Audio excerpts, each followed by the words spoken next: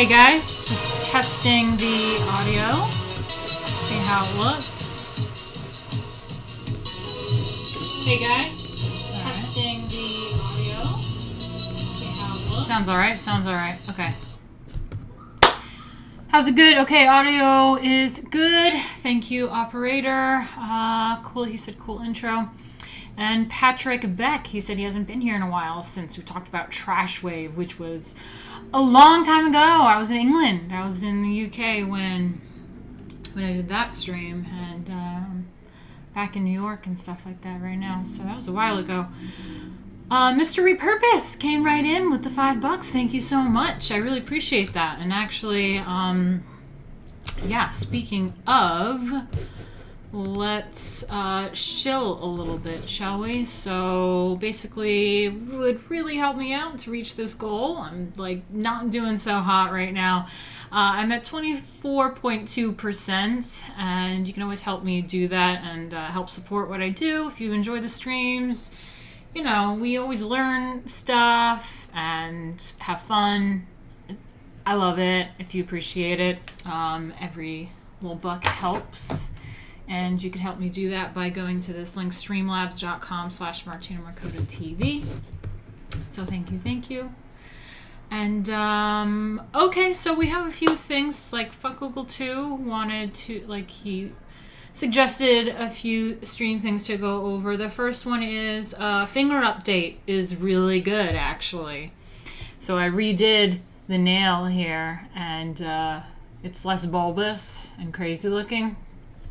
But I shortened it down and added more of the UV gel. And I don't really need to use the crutch, really, because I just shaved it down so much and really secured it that I think it's okay. It'd probably be smart if I try putting on a sports bra again or something to put the crutch back on.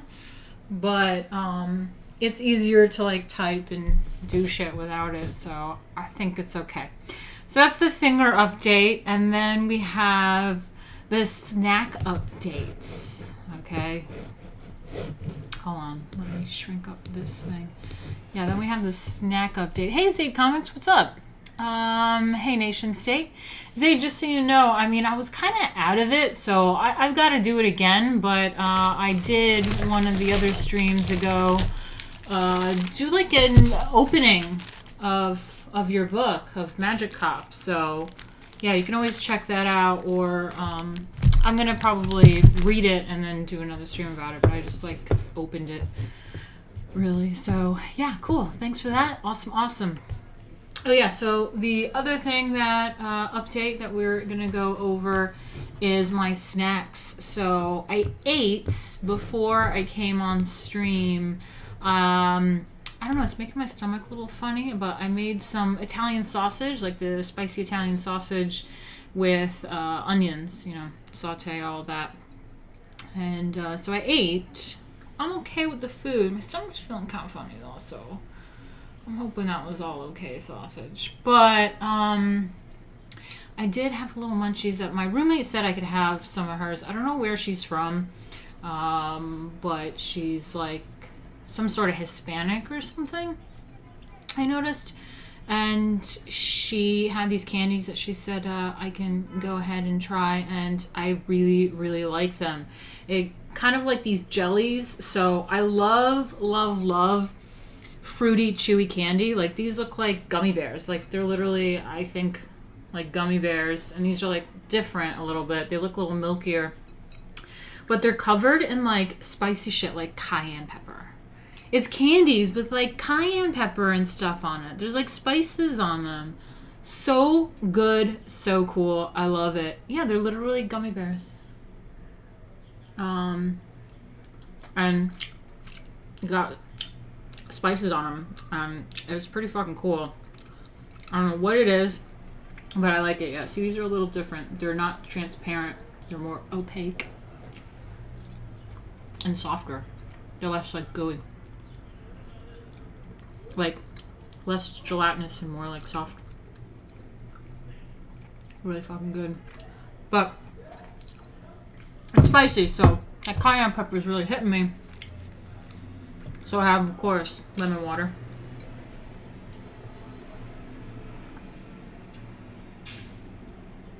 But it's tasty as fuck. Holy shit. I love it. Okay. Some sort of Hispanic. Well, yeah, I don't know where, but. Oh, awesome. Wow, you're almost at 25K for Lost Pages. Wow. Yeah. That was a great stream, guys, that I did with Zade Comics. And we went over Lost Pages, and it looks really cool. They got some really good books going on, concepts. Hey, Dan, what's up? I can taste that spice, that cayenne or whatever pepper is still just lingers in your mouth. It's so good.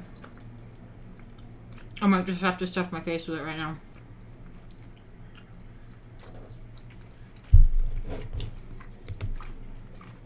ASMR snacks. Chewy.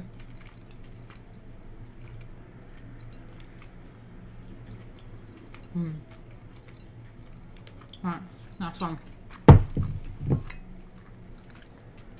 I can't just sit here looking at them.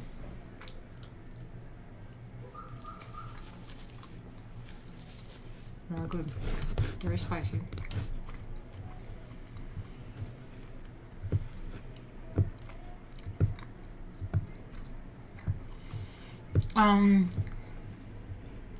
Yes, I like curry too. I make good curry. Okay. So today we are going over Byzantine art. Whew, it's spicy.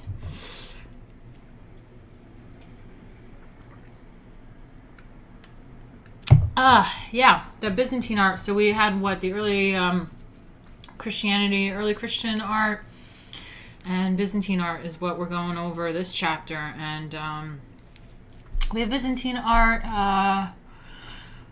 early Byzantine art, the Hagia Sophia, which is interesting because that actually has news, recent news. I think it just converted back to Islam or something. So I don't know, maybe we'll look at some current events with that. We'll see what the book says, and then we'll look up some current events on that one. And then there's something called, oh god, I gotta, Lord, make this larger. Okay. Then there's Pendentives. Pendentives, I think that's how you say it. Iconoclasm. Icons and iconoclasm. There's the Middle Byzantine art. The Daphne, St. Mark's, Venice. Whoa, yeah, St. Mark's in New York City. Artsy. Nerezi, Paris Psalter, and Vladimir Virgin. So let's explore, shall we? All this stuff. Here we are, here we are.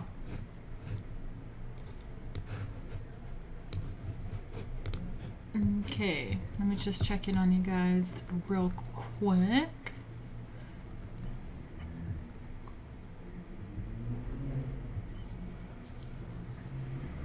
Thank you for that, Watch Rider. It's a good tip, thank you.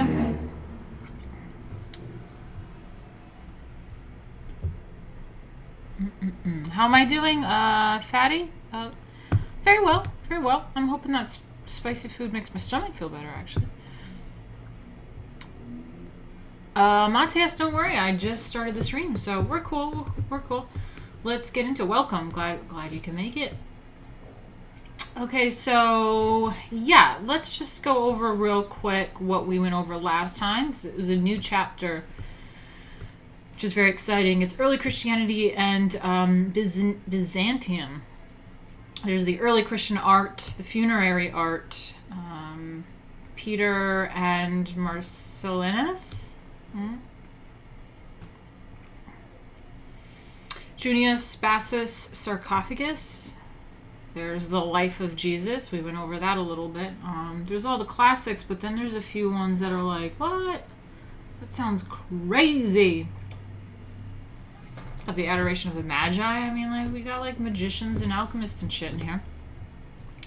Then we went over architecture and mosaics. So this is where we started really getting into mosaics. The old St. Peter's and the Santa Costanza, which is like, what was it?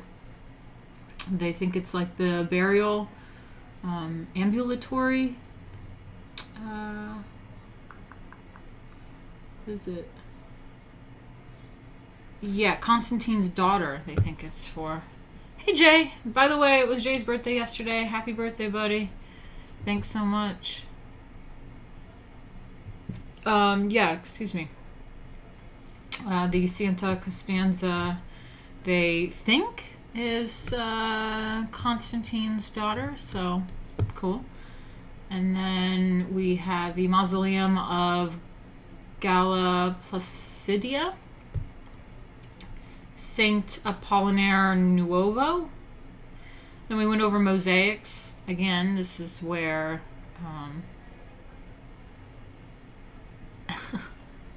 sorry, I was just reading the comments because it's funny. So yeah, mosaics, this is where mosaics come in. They originally used just like little stones that they found and made random designs, and then they started cutting things and organizing the colors and making more complex kind of figures, and they would like zigzag kind of like the stone, make it kind of not like flat in there. They'd like shift it a little bit so that it catches the light from different ways. Okay, then there was the manuscript illumination. And here we are now with Byzantine art. And that was the early Christian art. So, I gotta zoom in on this shit. I gotta zoom in. So, in the decades after the founding in 324 of Constantinople, the new Rome in the east, on the site of the Greek city of Byzantium, the place of Christianization of the Roman Empire, quickened. In 380, Theodosius I, 379 to 395, issued an edict finally establishing Christianity as the state religion. In 391, he enacted a ban against pagan worship. In 394, the emperor abolished the Olympic Games. Oh, shit. And he abolished the Olympic Games, the enduring symbol of the classical world and its values. Damn, yeah. So it shifted from that, like, classical... This is Rome, but, like, Rome had a lot of the classical Greek aesthetic and vibe to it, and they, like, emulated a lot of the sculptures and the buildings and stuff like that. And then they turned into Christianity.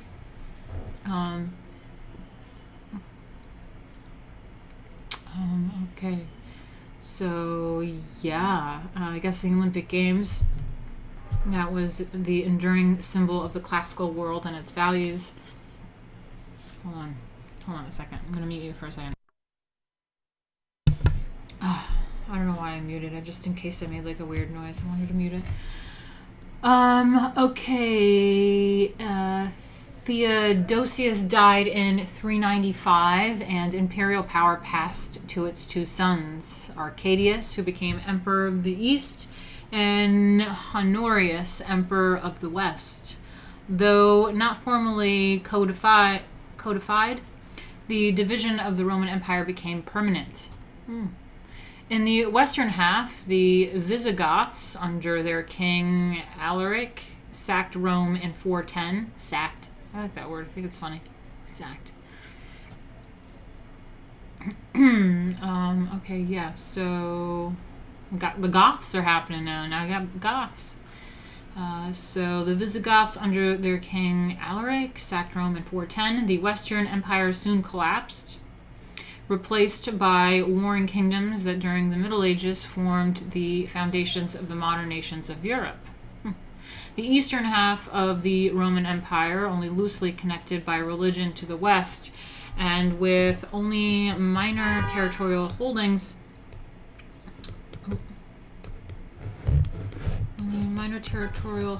there, had a long and complex history of its own, centered at New Rome. The Eastern Christian Empire remained a cultural and political entity for a millennium.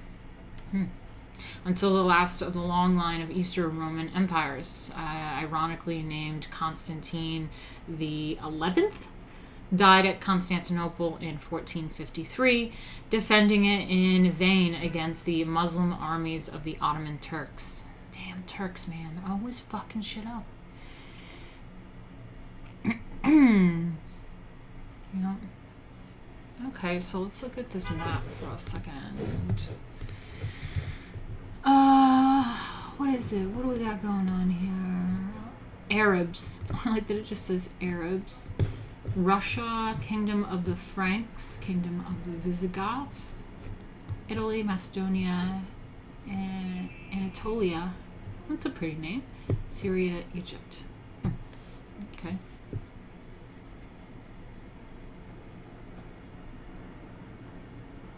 Alright. Sasanians? Historians call that Eastern Christian Roman Empire Byzantium. I like that. I'm saying that right? Isn't Byzantium's like some sort of, like, what is it called? Element? Like, scientific element or something? Byzantium. Isn't that something? Historians call Eastern Christian Roman Empire Byzantium, employing Constantinople's original name, and use the term Byzantine to identify whatever pertains to Byzantium, its territory, its history, and its culture. The Byzantine emperors, however, did not use these terms to define themselves. They called their empire Rome and themselves Romans, though they spoke Greek and not Latin.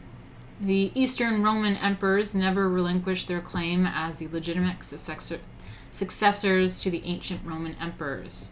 Nevertheless, Byzantium and Byzantine, though in exact terms, have become in modern times the accepted designations for the Eastern Roman Empire.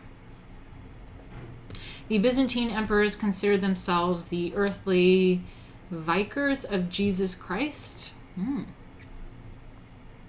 Their will was God's will. They exercised the ultimate spiritual as well as temporal authority. As sole executives for church and state, the emperors shared power with neither state nor church council. They reigned supreme, combining the functions of both Pope and Caesar, which the Western Christian world kept strictly separate. The Byzantine... It's kind of like the separation of church and state. You know what I mean? Had the separation of church and state back then. Long live Byzantium, the Orthodox Empire. Yeah, Byzantium or Byzantine Empire. I didn't know that. Also called themselves Romanos. Yes, we learned about that when we first started, I think, learning about Rome. Yeah. Romulus and Remus. Yeah, Anatolia used to be Greek until they were pushed out by the Turks.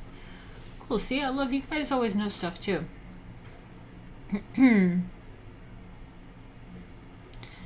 That's true. For TJ said Constantine endorsed Christianity as a savvy political move. He saw which way the trends were going.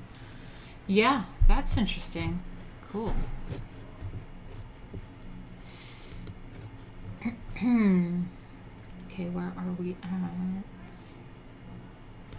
They consider themselves vicars. I think that's what it is. Vicars. I said vicars. They consider themselves earthly vicars, I think it is, of Jesus Christ. V-I-C-A-R. Vicars. Vicars. Their will was God's will. They exercised the ultimate spiritual as well as temporal authority. As sole executives for church and state, the emperor shared power with neither state nor church council. They reigned supreme, combining the functions of both Pope and Caesar, which the Western Christian world kept strictly separate. The Byzantine emperor's exalted position made them quasi-divine. The imperial court was an image of the kingdom of heaven. Art historians divide the history of Byzantine art into three periods. The first, early Byzantine, extends from the age of the Emperor Justinian 527 to 565, to the onset of iconoclasm, the destruction of images used in religious worship under Leo III in 726. The Middle Byzantine period begins with the renunciation of iconoclasm in 843 and ends with the Western Crusaders' occupation of Constantinople in 1204. Late Byzantine corresponds to the period after the Byzantines recaptured Constantinople in 1261 until its final loss in 1453 to the Ottoman Turks. Boo! The damn Turks. Hello, Eduardo. Nice to see you in here. Have fun.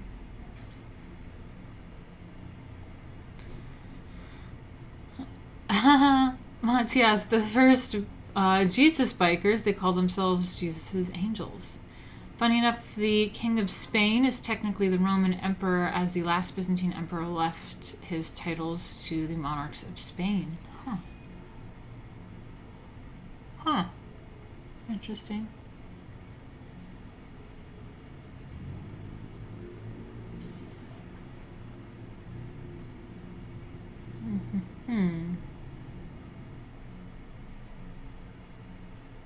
Okay, interesting point. Tor TJ says, I disagree with the collapse of the Western Roman Empire. It didn't collapse, it simply changed. Oh, that's interesting. Cool. Thank you, Eduardo. Thank you so much. Where are you? What is that? What's R? I forget. What does R mean? Currency. Okay. Speaking of super chats, guys, if you want to help me out, please, please, please, really could use the help. And you can go to this link down here, streamlabs.com/Martina Markota TV, or you can do super chat, whatever is easiest. Really helps me out. Thank you so much. Please let me get to my goal. Otherwise, I'm gonna have to quit this and figure out what else to do. That's about $5. Oh, thank you. Oh, it's Brazilian. Okay, Brazilian currency. I always forget that, Eduardo, that you're from Brazil. Anything that gets too big eventually collapses as a nation state. That's true. Wow, Michael Kolchinsky. I haven't seen you in ages. How are you? Nice to see you. Awesome. Awesome, guys. Okay, so let's get to the early Byzantine art. The reign of Justinian marks the end of the late Roman Empire and the beginning of the Byzantine Empire. At this time, Byzantine art emerged as a recognizably novel and distinctive style, leaving behind the uncertainties and hesitations of early Christian artistic experiment. Justinianic art and architecture definitively expressed, with a new independence and power of invention, the unique character of the Eastern Christian culture centered at Constantinople. In the capital alone, Justinian built or restored more than 30 churches. How cool. And his activities as builder extended throughout the Byzantine Empire. The historian of his reign, Procopius, declared that the emperor's ambitious building program was an obsession that cost his subjects dearly in taxation. But Justinian's grand monuments define the Byzantine style in architecture forever after. The importance of art and culture and monuments. Just saying. Just saying. Alright, I love that you guys are talking about all this stuff. Cool. Have fun with that. Then we're getting to the Hagia Sophia, right? Hagia Sophia. The most important monument of early Byzantine art is the Hagia Sophia, the Church of Holy Wisdom in Constantinople.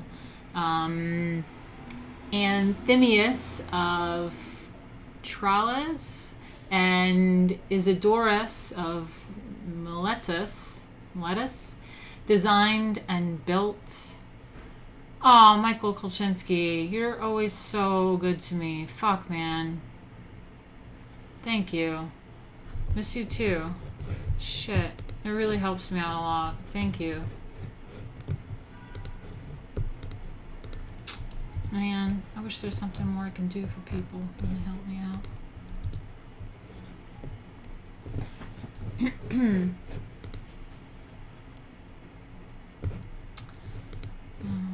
Okay. So,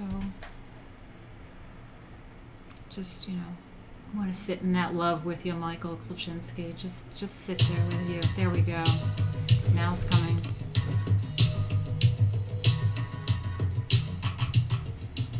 Thank you. Keep being wonderful. Miss ya. Miss you too. I really, really do. Thank you. Wow. It's just like really moving. Thank you.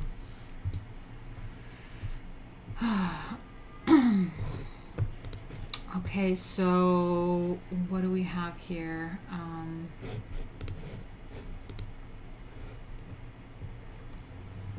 Thank you, Stephen Isu. That means a lot too. It really does. Hello, Cowboy USA. Nice to see you in here. Glad you're back. Okay, where are we at? So, the Anthemius of Tralles and Isidorus of Miletus designed and built the church for Justinian between 532 and 537. It is Byzantium's grandest building and one of the supreme accomplishments of world architecture. Wow. Its dimensions are formidable, about 270 feet long and 240 feet wide, with a dome 108 feet in diameter whose crown rises some 180 feet above the pavement. In exterior view, the Great Dome dominates the structure, but the building's external aspects today are much changed from the original appearance. Huge buttresses were added to the Justinianic design, and 4 towering Turkish minarets were constructed after the Ottoman conquest of 1453, when Hagia Sophia became a mosque. Damn. The characteristic Byzantine plainness and unpretentiousness of the exterior scarcely prepare visitors for the building's interior, which was once richly appointed. Colored stone from all over the known world sheathed the walls and floors, but what distinguishes Hagia Sophia from the equally lavishly riveted and paved interiors of Roman buildings, such as the Pantheon, is the mystical quality of the light that floods the building. Okay. The soaring canopy-like dome that dominates the inside as well as the outside of the church rides on a halo of light. Ooh, a halo of light. I like that. From 40 windows in the dome's base. The windows create the illusion that the dome is resting on the light that pours through them. Okay. The windows create the illusion that the dome is resting on the light that pours in. Cool. Procopius observed that the dome looked as if it were suspended by a golden chain from heaven. He said, "You might say that the space is not illuminated by the sun from the outside, but that the radiance is generated within. So great an abundance of light bathes the shrine all around." Cool. Yeah, Matthias, I have done a video in the past. I could always link it to you about Baroque art, and it was a fantastic stream. It was a different style than what I'm doing now. I wasn't reading through a textbook, so we'll get there. I can't wait for that too. Baroque is like my favorite, and but my chit chat about it was, I think, it was a pretty good stream. It was less reading and more like, yeah, it was cool. You should check that out. Sounds like a good Minecraft challenge. Okay. Baroque music is insanely good. Yeah, I like the music too. Hey, praise Jesus. What's up? Wow, Eduardo says that he first got interested in Baroque through video games. Cool. Have you listened to Bardcore? What? Or hardcore. Did you mean to do hardcore? Okay, so where are we? A poet and member of Justinian's court, Paul the Silentary, official usher, compared the dome to the firmament which rests on air, and described the vaulting as covered with gilded tesserae from which a glittering stream of golden rays pours abundantly and strikes men's eyes with irresistible force. Wow. It is as if one were gazing at the midday sun in spring. Okay. Thus, Hagia Sophia has a vastness of space shot through with light and a central dome that appears to be supported by the light it admits. Light is the mystic element. Light that glitters in the mosaics, shines from the marbles, and pervades and defines spaces that, in themselves, seem to escape definition. Light seems to dissolve material substance and transform it into an abstract spiritual vision. I love that. I love that. Justinian's architects believed this illusion of a floating dome of heaven by using Pendentives. See Pendentives, page 134. Okay, to transfer the weight from the great dome to the piers beneath rather than to the walls. With Pendentives, not only could the space beneath the dome be unobstructed, but scores of windows could also puncture the walls themselves. This created the impression of a dome suspended above, not held up by walls. Experts today can explain the technical virtuosity of Anthemius and Isidorus, but it remained a mystery to their contemporaries. Procopius communicated the sense of wonderment experienced by those who entered Justinian's great church. No matter how much they consecrate, they are unable to understand the craftsmanship and always depart from there amazed by the perplexing spectacle. Alright, cool. I want to see this fucking dome. Well, no, I want to see a picture of the dome. They better show me a picture. Okay. Right? Is this the picture? Yeah. Whoa. Look, you can see, like, the Islam stuff in there. Muslim stuff, whatever. Islamic stuff.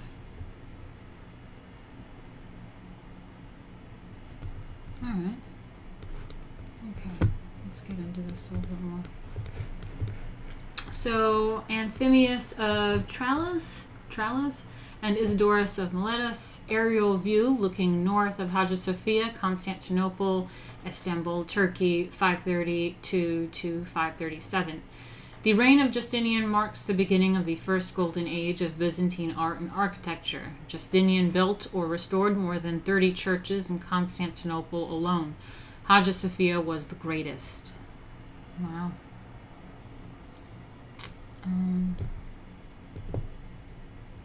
Reminds me of Grand Central. I mean, I see it.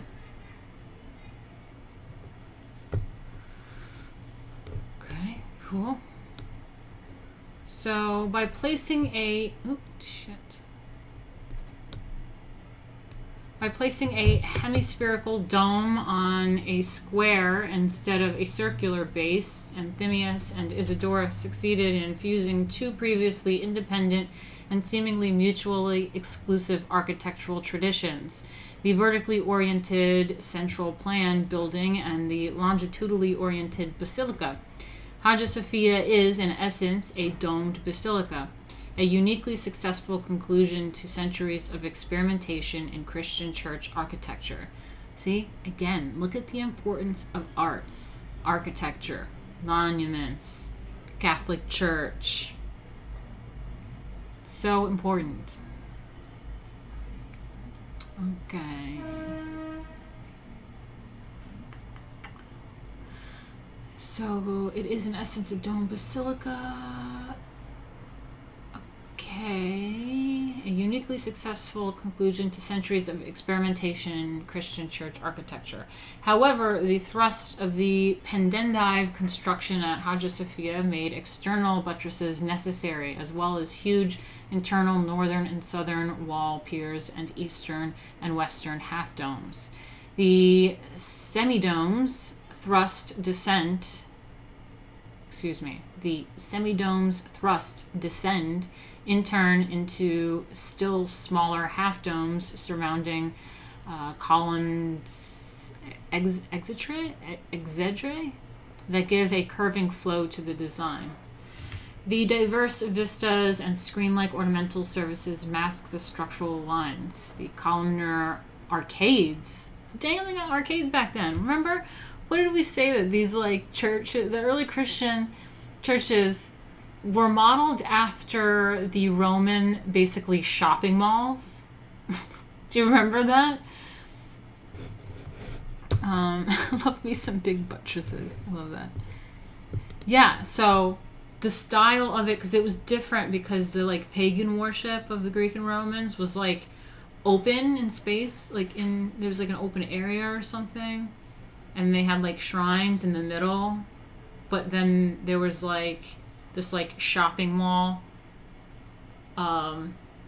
plan or whatever that had the different stories and the way that the lights come in and stuff, declare story things, and they built it after their fucking shopping malls, and Jesus was hanging out with some tax collector or something. Yeah. Okay, so where are we? Oh, and then they have columnar arcades of the nave and galleries have no real structural function. Like the walls they pierce, they are only part of a fragile fill between the huge piers. Structurally, although Hagia Sophia may seem Roman in its great scale and majesty, it does not have Roman organization of its masses. The very fact that the walls in Hagia Sophia are concealed and barely adequate piers indicates that the architect sought Roman monumentality as an effect and did not design the building according to Roman principles. Using brick in place of concrete marked a further departure from Roman practice and characterizes Byzantine architecture as a distinctive structural style. Hagia Sophia's 8 great supporting piers are ashlar masonry, but the screen walls are brick, as are the vaults of the aisles and galleries and the dome and semicircular half domes. The ingenious design of Hagia Sophia provided the illumination and the setting for the solemn liturgy of the Greek Orthodox faith. The large windows along the rim of the great dome poured light down upon the interior's jeweled splendor, where priests stage the sacred spectacle. Ritual. Oh, I got incense and costumes and scepters and drama and acoustics and choirs. Love the church ritual. So fun. Okay. So, yeah, the large windows along the rim of the great dome poured light down upon the interior's jeweled splendor, where priests staged and let me try this again. Okay. The large windows along the rim of the great dome poured light down upon the interior's jeweled splendor, where priests staged the sacred spectacle. Sung by clerical choirs, the Orthodox equivalent of the Latin Mass celebrated the sacrament of the Eucharist at the altar in the ipsidal sanctuary and spiritual reenactment of Jesus' crucifixion. Processions of chanting priests accompanying the archbishop. Patriarchy.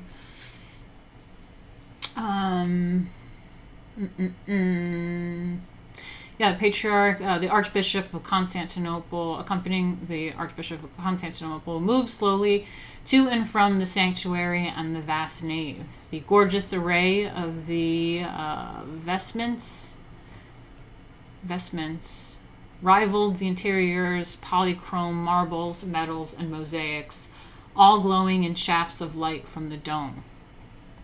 The nave of Hagia Sophia was reserved for the clergy, not the congregation. The laity, segregated by gender, watched from the shadows of the aisles and galleries, restrained in most places by marble parapets. The complex spatial arrangement allowed only partial views of the brilliant ceremony. The emperor was the only layperson privileged to enter the sanctuary. When he participated with the patriarch in the liturgical, I don't know how to say that word, basically the church drama, the liturgy, liturgical, I don't know how to say it, drama standing at the pulpit beneath the great dome. His rule was sanctified and his person exalted. Church and state were symbolically made one, as in fact they were. The church building was then the early image of the court of heaven. It's like the image of God and God's holy wisdom. At Hagia Sophia, the ambitious scale of Rome and the mysticism of Eastern Christianity combined to create a monument that is at once a summation of antiquity and a positive assertion of the triumph of Christian faith. Love that shit. Liturgy. Yeah, but it was, I could say liturgy, but this is Liturgical.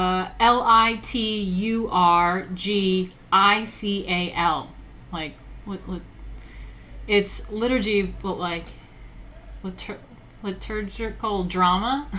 I don't know. Okay, yeah, let's back this up a little bit. So here we have the plan. I think that's where we're at, right? Yeah, so we saw that. Liturgical. Thank you. Yeah, liturgical. Thank you. I'm like weirdly kind of dyslexic. Sometimes I have an issue of like saying things sometimes. Thank you so much. Liturgical. Okay, so here we have Anthemius of Tralles and Isidorus of Miletus plan, top and restored cutaway view bottom of Hagia Sophia, Constantinople, Istanbul, Turkey, 532 to 537. In Hagia Sophia, Justinian's architects succeeded in fusing two previously independent architectural traditions, the vertically oriented central plan building and the longitudinally oriented basilica. Cool. Okay, so this is the Pendentives. Perhaps the most characteristic feature of Byzantine architecture is the placement above a dome, which is circular at its base over a square. Huh. Okay. Oh, I see. So it's kind of like a fractal. They just kept doing it over and over again because there's like the big main one, and in the squares they like did more, right? Yeah. Cool.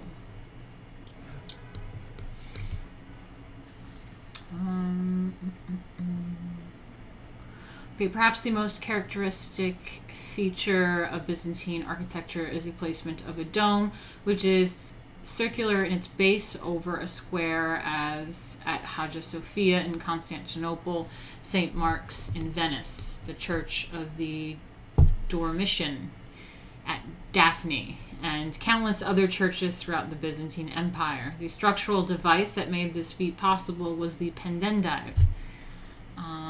In pendentive construction, from the Latin pendere, to hang, a dome rests on what is, in effect, a second larger dome. The top portion and four segments around the rim of the larger dome are omitted, creating four curved triangles or pendentives. Huh. Oh, I see it. Okay. I see it. The pendentives join to form a ring and four arches whose planes bound a square. The weight of the dome is thus transferred through the pendentives and arches to the four piers which the arches spring instead of the walls. The first use of pendentives on a monumental scale was in Hagia Sophia in the mid-6th century. In Roman and early Christian central plan buildings, such as the Pantheon and Santa Costanza, the dome springs directly from the circular top of a cylinder. Roman domes rested on cylindrical drums. Pendentives, triangular sections of a sphere, made it possible to place dome on a ring over a square. They became a hallmark of Byzantine architecture. Cool. Cool.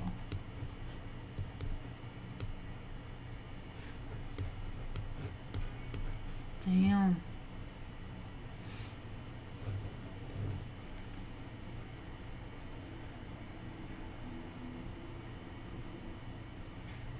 Yeah, okay, no, it's okay. I don't want to fight you about how to say the Hagia Sophia because I really don't know how to pronounce anything.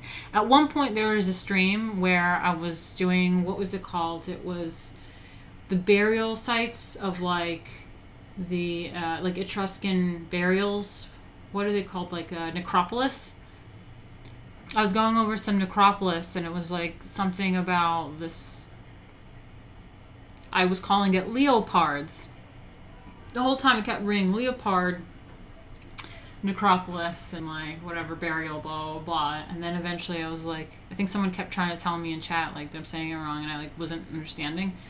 And I'm just like, oh my god, it's leopard.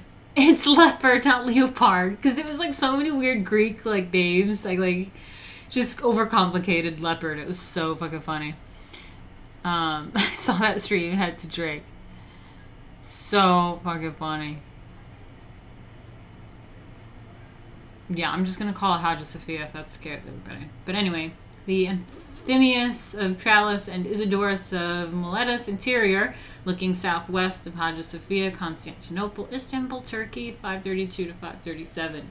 Pendentive construction made possible Hagia Sophia's lofty dome, which seems to ride on a halo of light.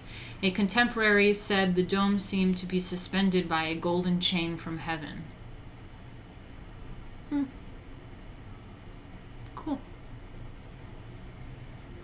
Cool.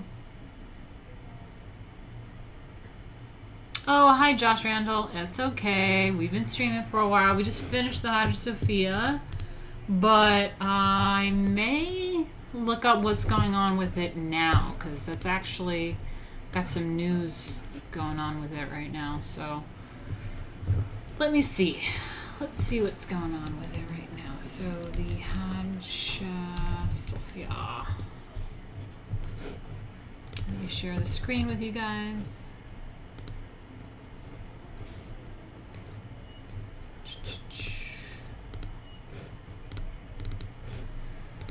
Okay, let's see, where are we at? There we go.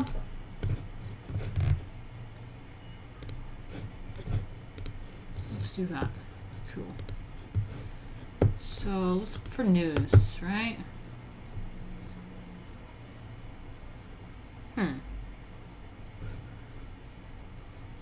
What's going on here? This is a day ago from... Where is this from? The Pulse of the Middle East. So Cairo denounces Hagia Sophia move, develops Egypt's Christian sites. Wow! This is interesting. Days after Turkish President Recep, whatever the hell, blah, blah, blah, declared Istanbul's historic Hagia Sophia a mosque, Egypt announced ambitious restoration plans for South Sinai's Saint Catherine era. Cool. Well, good for Egypt. That's awesome. This picture, taken October 19th, 2018, shows a view of the exterior of the 6th century Greek Orthodox Christian monastery of St. Catherine near the Egyptian town of the same name in the south of the Sinai Peninsula. Wow. Turkish president ordered that Istanbul's historic Hagia Sophia be converted back into a mosque July 11th, day after my birthday. On July 21st, the Egyptian government announced that it was allocating 40 million Egyptian pounds, 2.5 million, to restore St. Catherine's Monastery in South Sinai, one of the oldest monasteries in the world and a Christian landmark. Egyptian Prime Minister Mustafa, kind of like that name, Madbouli, visited St. Catherine's on July 21st and met with the monks there, monks, who awarded the Order of St. Catherine. During his visit, Madbouli announced that restoration and development works for St. Catherine's Monastery and the nearby city in South Sinai would begin immediately. St. Catherine's Monastery is one of the oldest monasteries in the world, dating to the 4th century. The monastery is nestled at the base of Mount Catherine, the highest peak in highest peak in Egypt.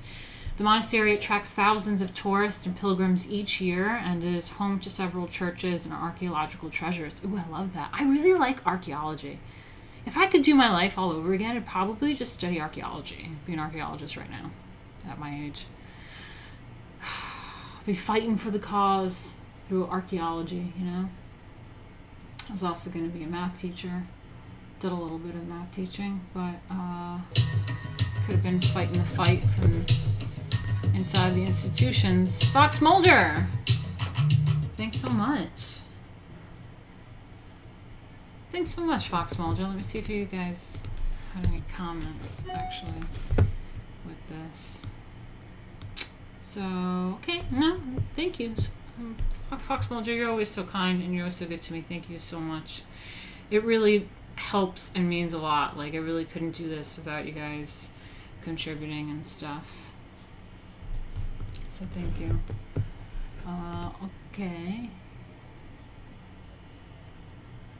Oh, Eduardo said he was just listening the other day to a podcast episode about archaeology. I love archaeology. I have a few... oh shoot, this is not looking too good for you guys. Hold up. Let's do that. Maybe that'll help you.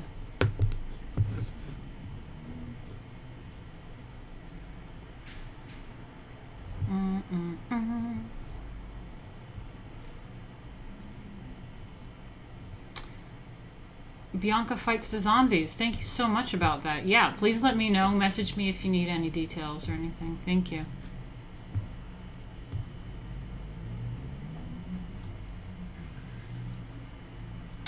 Oh, George says, Martina, if you like, you can also call it Saint Sophia. It means the same thing. Oh, I didn't know that. Huh. Well, maybe what we can do, because people have been asking for an alchemy stream, maybe we can talk about Sophia, which means light, which is really interesting that the Hagia Sophia had a lot to do with light, and they kept referencing light. If you remember, that's what we were reading. They had many slogans about light that the old fucking historian was using, and that the chain of heavenly light that's illuminating around the dome and holding this dome up, and it's just like light, light, light.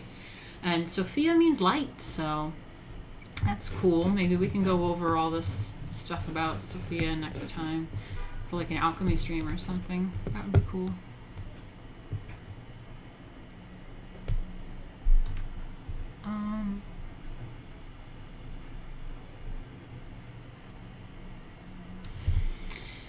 All right.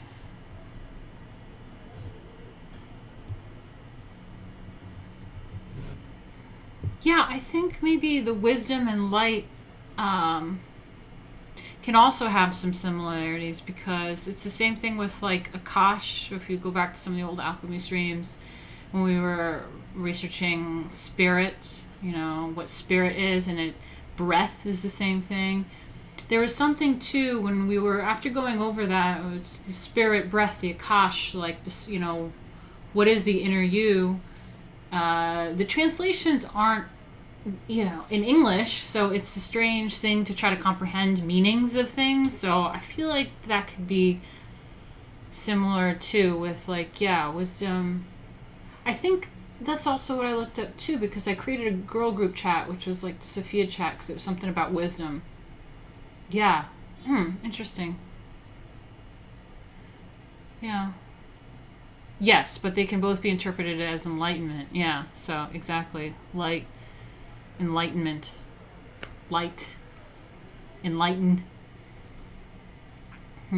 Yeah, really interesting stuff. Maybe we should go over that. Reminds me, maybe let me screenshot some of this. Can we do a Hudson Valley video? I'll contribute to that, $50. Yeah, sure. Like, what kind of Hudson Valley video do you want to do? What do you mean? Like some history on Hudson Valley? What sort of thing are we talking about here?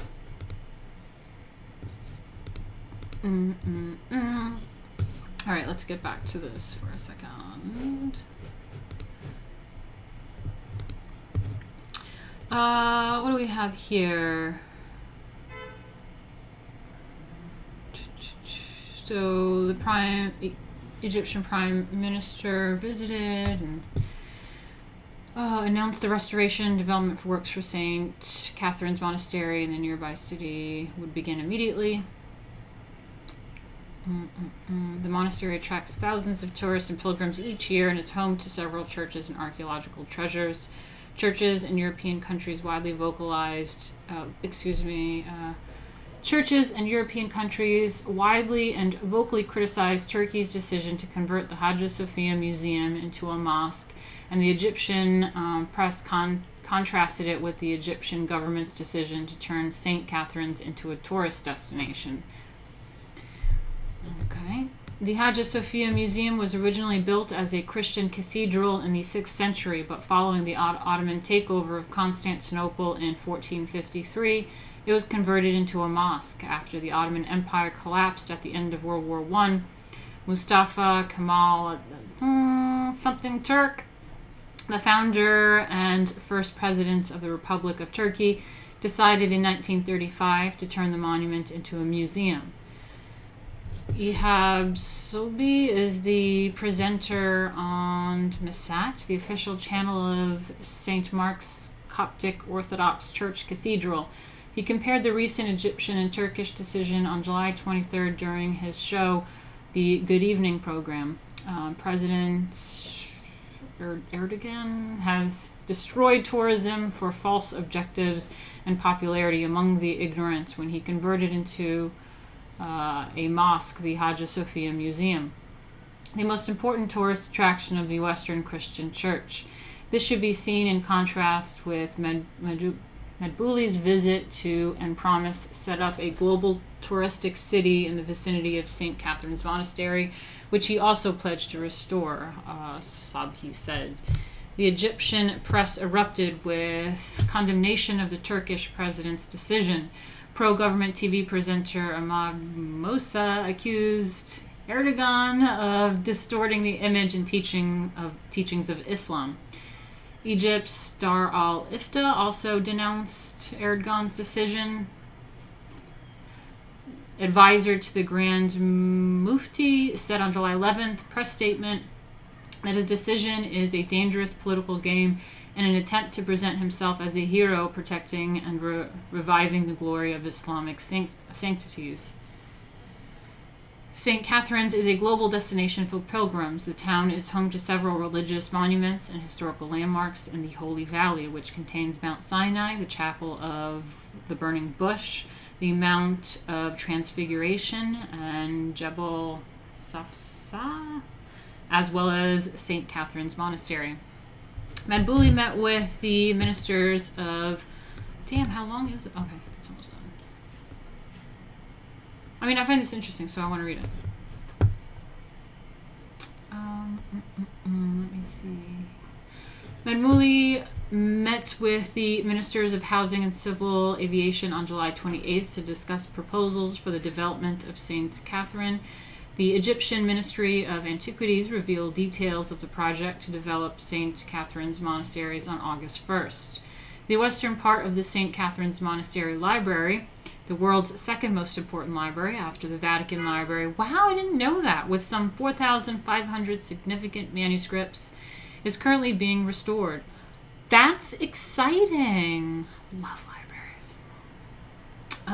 This is in addition to restoration work on churches inside the monastery.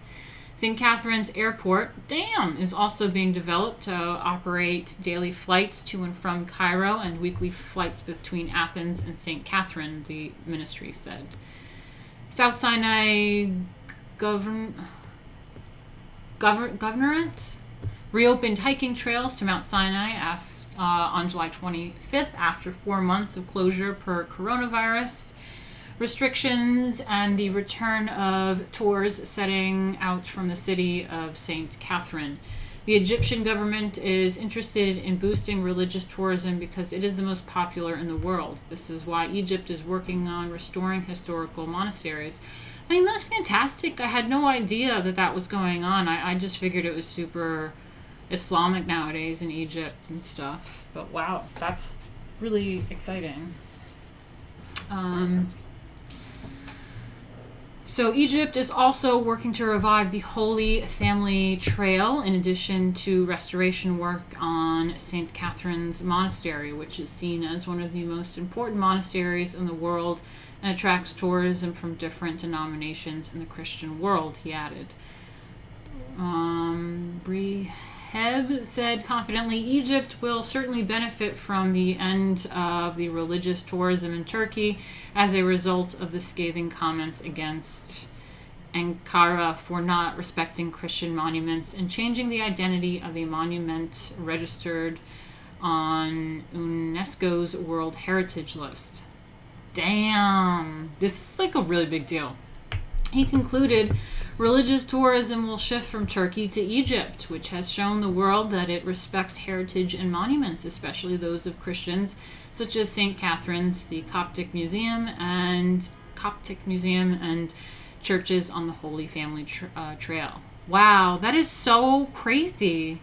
Damn, Egypt coming in. Egypt coming in for the save. Wow.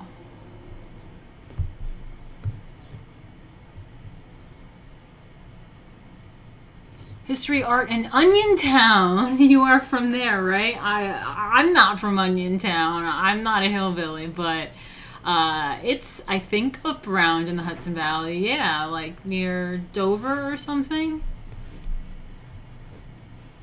Huh. Cool. Okay, where are we at here?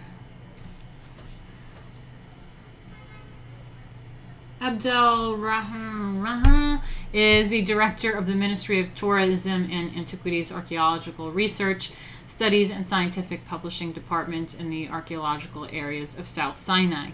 He told Al Monitor the development project of the city and monastery of St. Catherine stems from Egypt's awareness of the significance of that area.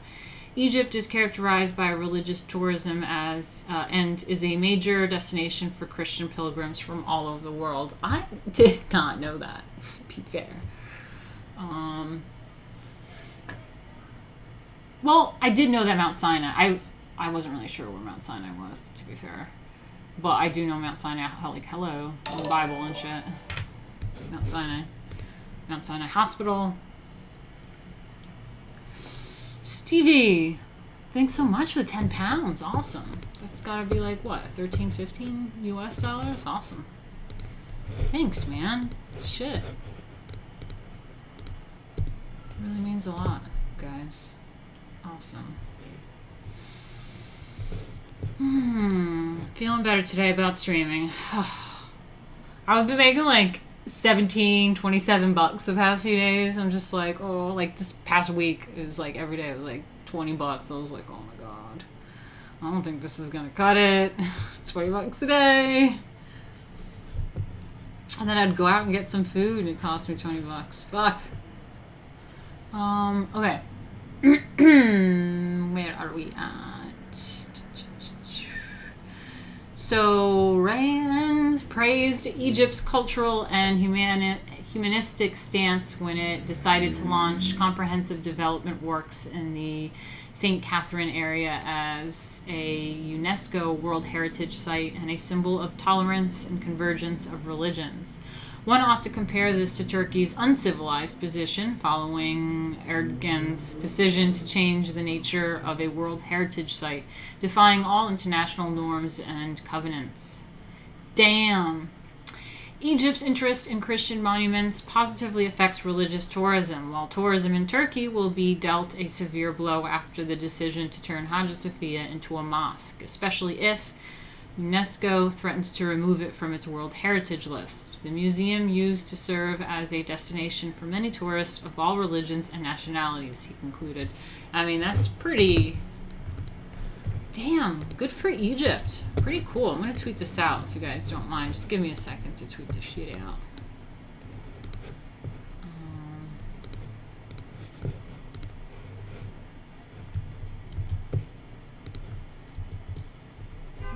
Okay, what is this article headline again? It's Cairo denounces Hagia Sophia move, develops Egypt's Christian sites.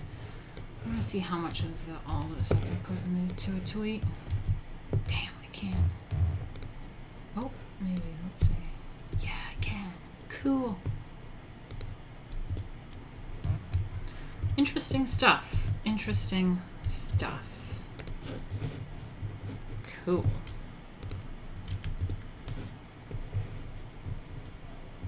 Sorry, I'll make another post about it.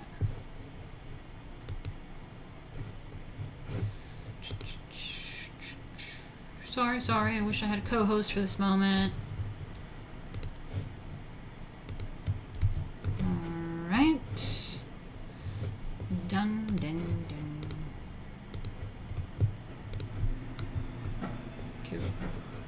Q.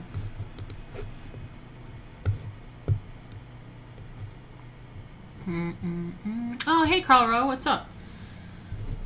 So, Carl says, I've been to House of the Virgin Mary in Turkey. It's pretty cool. Oh, that's awesome. Yeah. I mean, as a Catholic, we love the Virgin Mary like a lot. But in particular, where I'm from, which is Herzegovina, I'm a Croatian, and it's like it's in its own like city-state type shit. It's Herzegovina, which is like Croatians inside Bosnia, and I think that's where Medjugorje is too. So let me see. Hold up.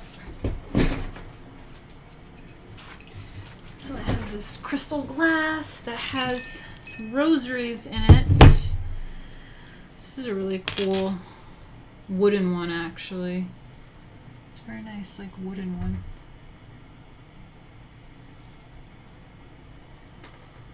Yeah, it's quite nice. I think it's wood. Yeah, I think these are little wooden pieces. And then, yeah, this seems like wood as well. Wooden rope. But it says Medjugorje on it, which is this Croatian site that had, I guess, like Virgin Mary apparitions and stuff like that. They're all about the Virgin Mary there. Apparently there's like visions of the Virgin Mary crying and shit out there. So, wow, 80,000 displaced children from the Beirut bombing. Holy shit, wow.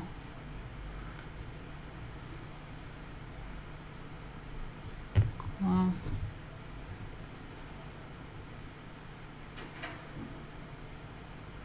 Oh, that's interesting, Dan. Thank you. I'll check that out.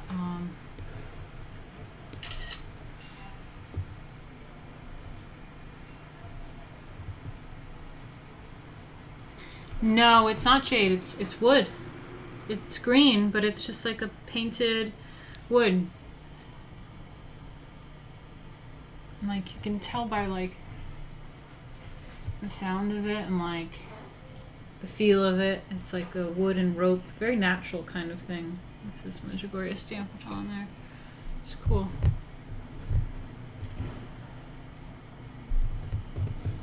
Anyway, so that's interesting, but yeah, I mean, I think we got the basic facts of what happened with Hagia Sophia from that article itself, which is about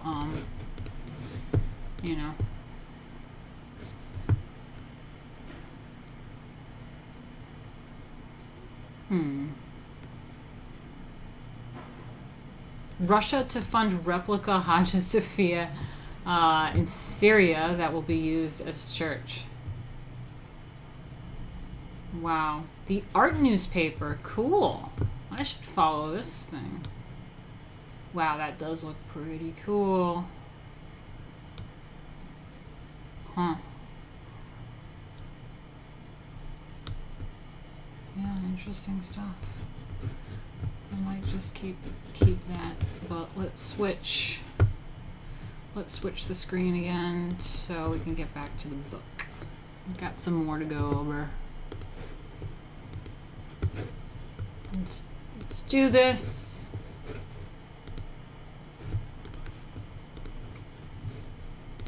All right. We got 30 people in here. Okay, cool. Ah, Eduardo, you're back. Awesome.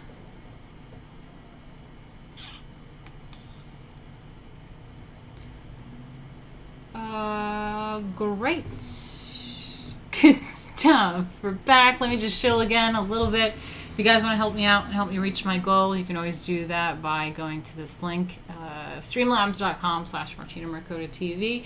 Help keep this type of stuff going. And yeah. Yeah, that's right. Russia is hardcore with the Orthodox Christian stuff. I actually was in Russia. I've been to Russia before. Good people. Good people. Definitely devout, just like Croatians. But yeah, okay. So that's that.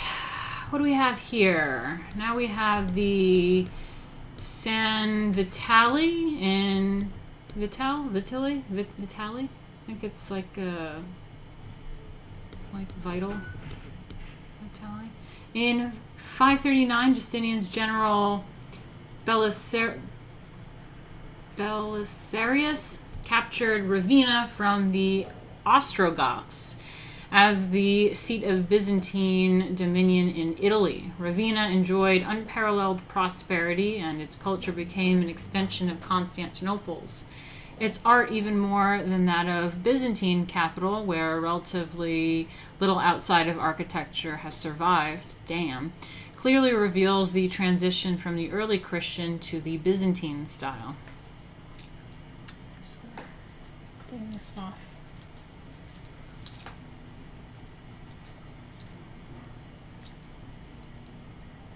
Hold on a second.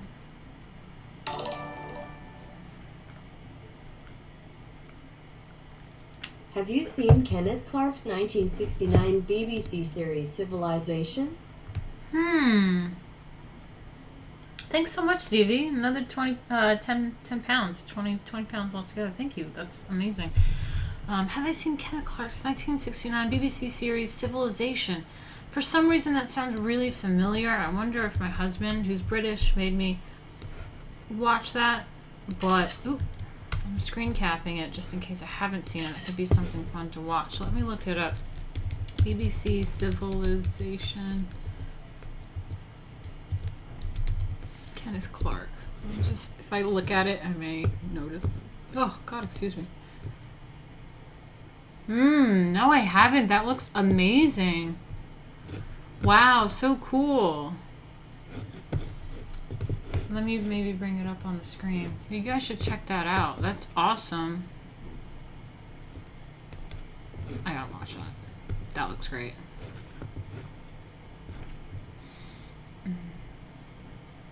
Cool. An important fact about St. Catherine's in Egypt that would explain Egypt's treatment of the monastery. Prophet Muhammad wrote a letter exempting Christians from religious persecution. The letter is hanging on display at St. Catherine's. Wow.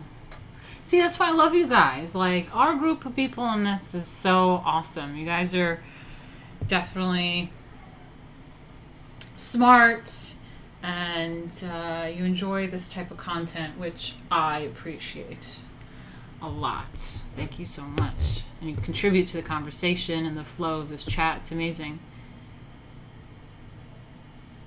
If you reach the goal, can we get a fan request video?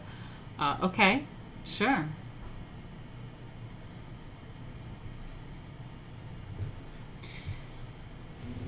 Okay, let's get back to it, shall we? Let me see what I have to smoke. I'm gonna light this baby up before I start again. Ah!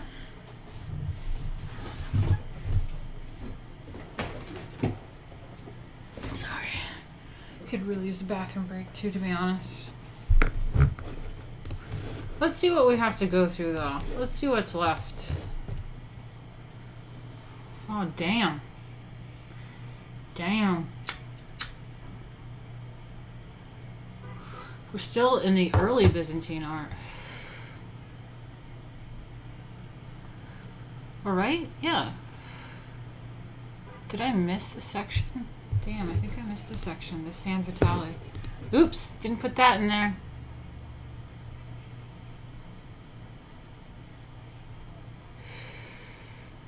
Might have to do Middle Byzantine art later. We'll see, we'll see.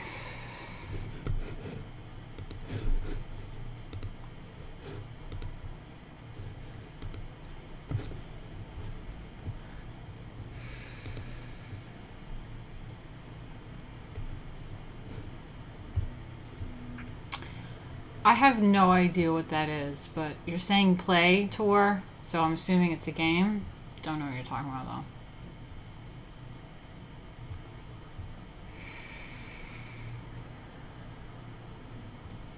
I'll play it. If you help me reach my goal, I'll play it.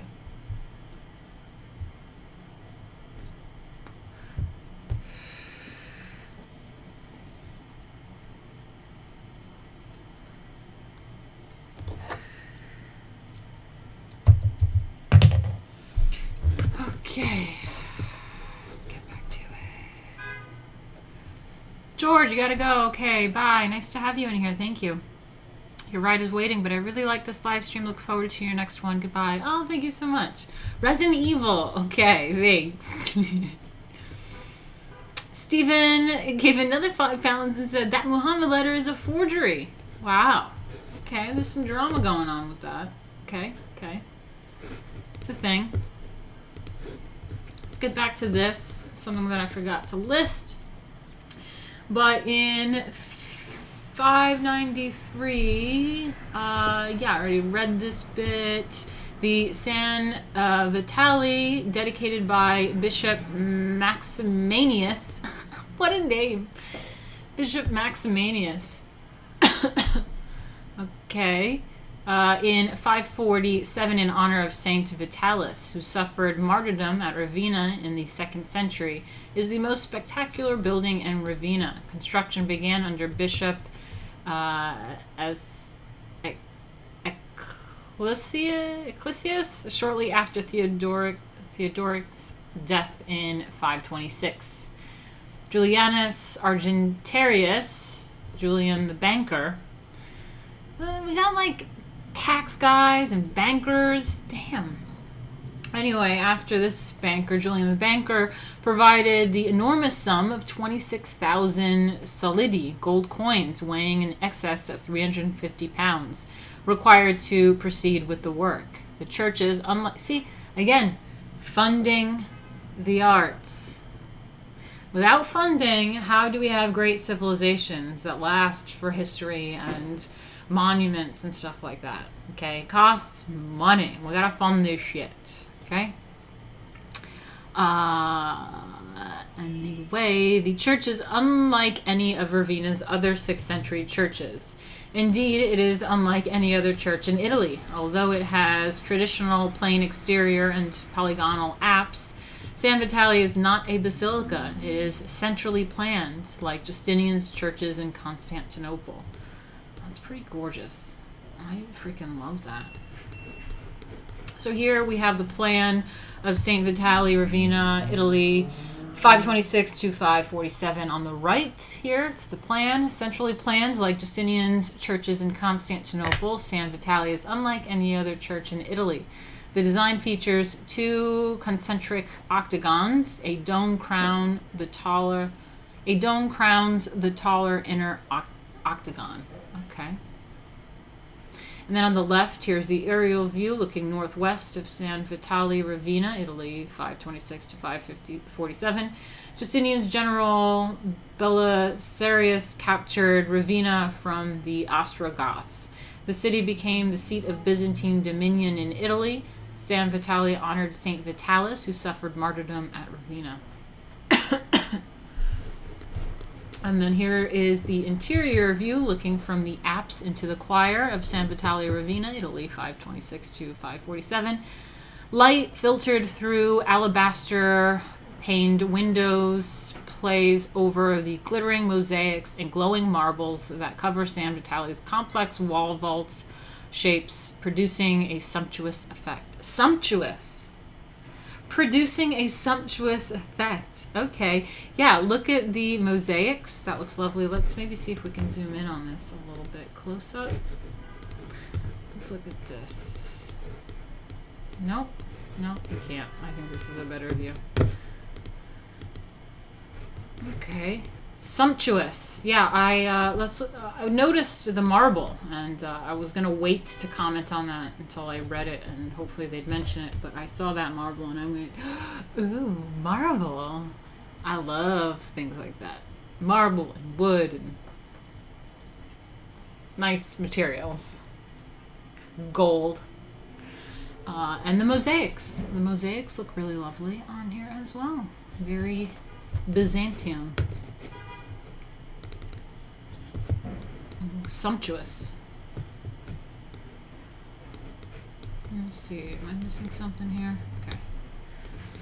The design features two concentric octagons. The dome-covered inner octagon rises above the surrounding octagon to provide the interior with clerestory lighting. The central space is defined by 8 large piers that alternate with curved, columned exedrae, pushing outward into the surrounding 2-story ambulatory and creating on the plan an intricate 8-leaf design. The exedrae closely integrate the inner and outer spaces that otherwise have existed simply side by side as independent units. A cross-vaulted choir preceding the apse interrupts the ambulatory and gives the plan some axial stability. The off-axis placement of the narthex, whose odd angle never has been explained fully, weakens this effect, however. The atrium, which no longer exists, may have paralleled a street that ran in the same direction as the angle of the narthex. Narthex. Kind of like that. Makes me think of like some sort of, I don't know, like Pokemon character. Narthex. Let's see. What do we have here? The mosaics that decorate San Vitale's choir and apse, like the building itself, must be regarded as one of the climatic achievements of Byzantine art. Completed less than a decade after the Ostrogoths surrendered Ravenna, the apse and choir decorations form a unified composition whose themes is the holy ratification of Justinian's right to rule. Maximus. Look at the Maximus up there.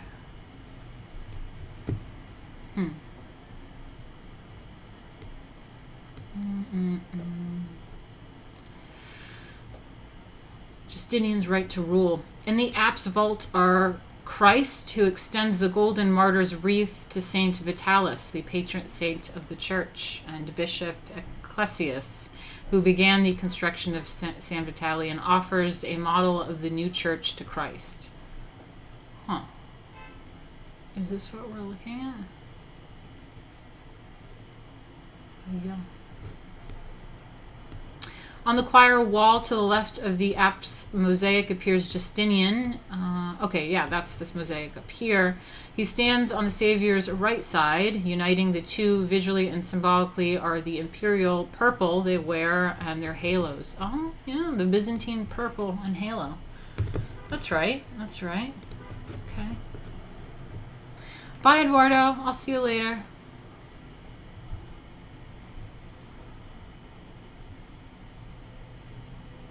Josh, thank you for your comment. He says, I'm a typical guy to my core, but this stuff is so fascinating to me. Maybe the stereotype about guys not enjoying aesthetics is bogus. Men love aesthetics, okay? That's why they like beautiful women.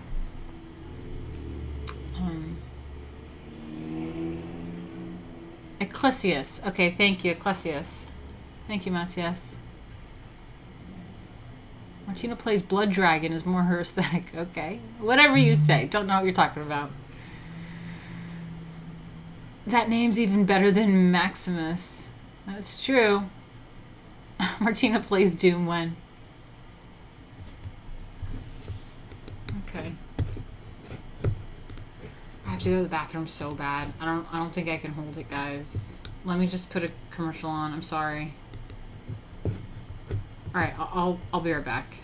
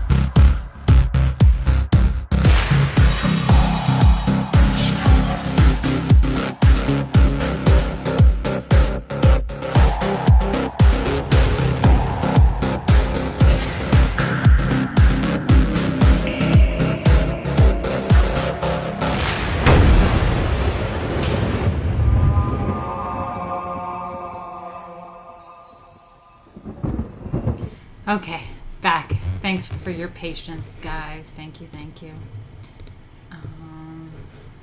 Okay, let's get back to it. Yeah, you guys love aesthetics. Cool, cool. Can you see and hear everything? Are we all okay? Just give me an okay in the chat. I'm going to continue here. Let me see where we're at.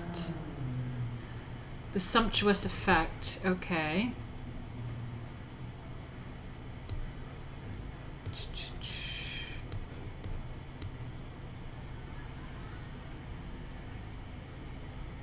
Thanks, Darkspawn. Yeah, I know. I just love weirdness. I like weird sounds and effects. Love it, love it.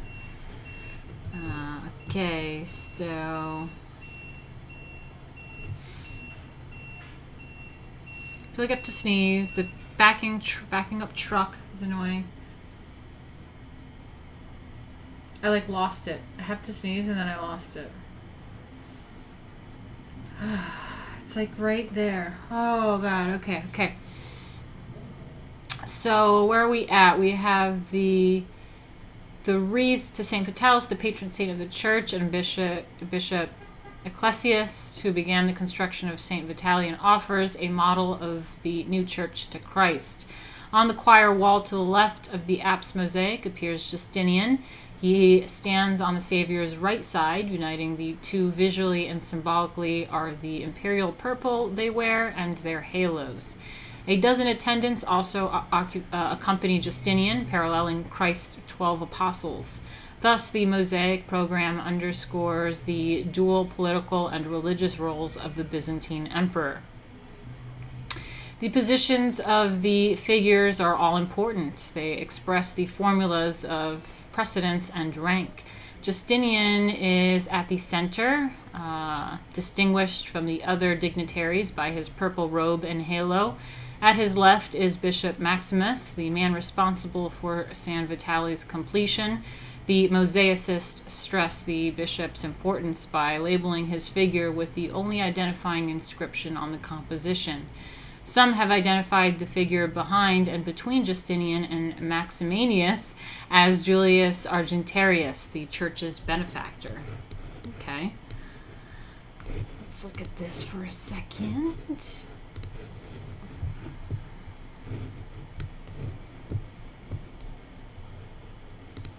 So Justinian, Bishop Maximanius, and attendants, mosaic from the north wall of the apse, San Vitale, Ravenna, Italy, circa 547. San Vitale's mosaics reveal the new Byzantine aesthetics. Aesthetics. I like that they say that. Justinian is foremost among the dematerialized frontal figures who hover before the viewer. Weightless and speechless, their positions in space uncertain. Oh, okay. Maximaniac. That's right. Okay, cool.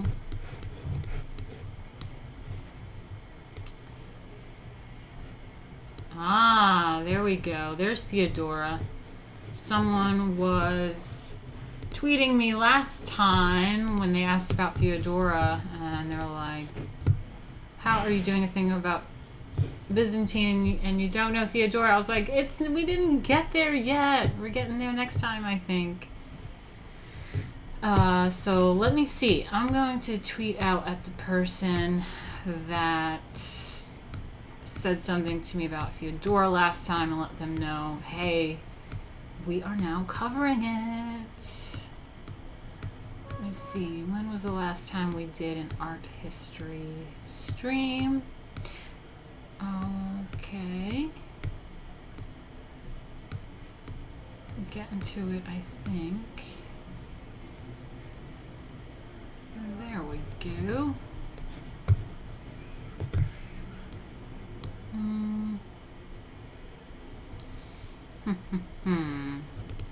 Let's see.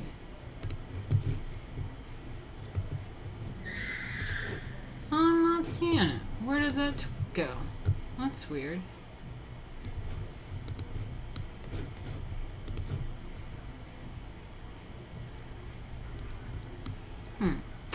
Okay.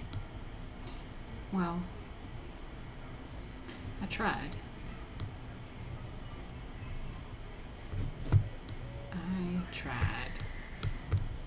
Maybe.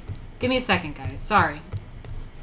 I know you're not here to see me tweet, but I just like to keep my word and keep, this interaction and help get people invested in the stream, because he seemed disappointed that I didn't go over Theodora or know her. And I was like, sorry, I'm not an expert at this. This is a learn along stream.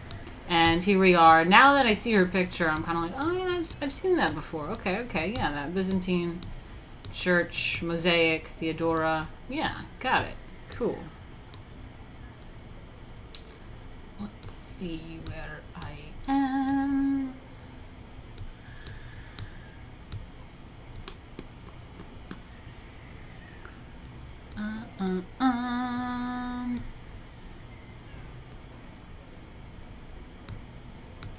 Sorry, getting there.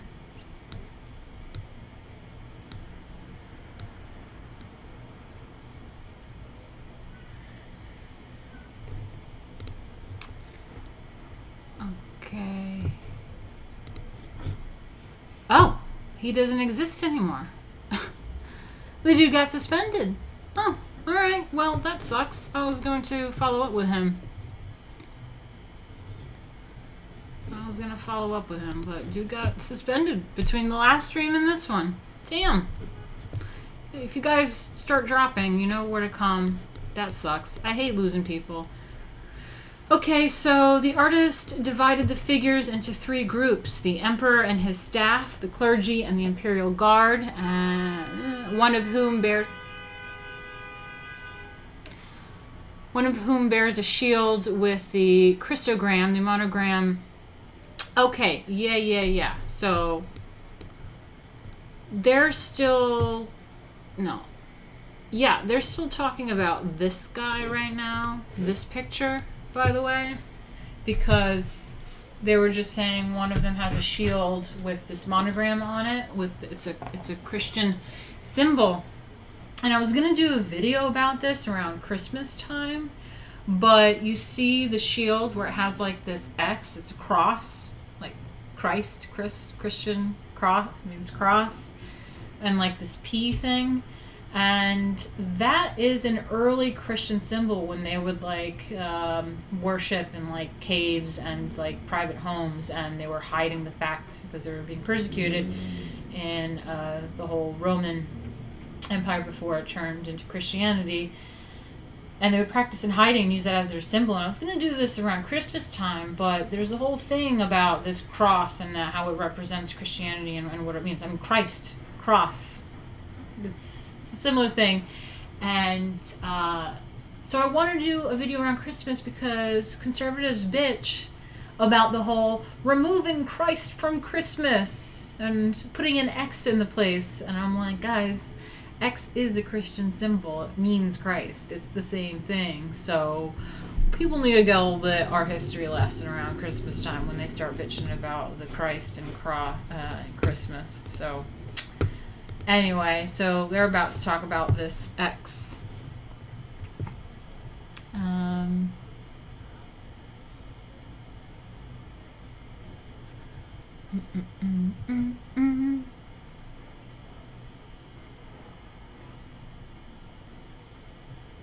Oh, Tor, was that you? Oh, I don't know if that was you. Yeah, another early Christian symbol is the fish. Yeah, the fish. The fishermen, fish, that whole thing. Cool. All right. Let's go back to this thing. So keep in mind we're talking about this picture on the screen right now, but I'm going to go down here and yeah, we'll continue reading. So the guy has the monogram with that symbol. Let's zoom in a bit more. Yeah, has that cross thing composed of chi, the cross, and rho, the P, and iota, I, the initial letters of Christ's name in Greek.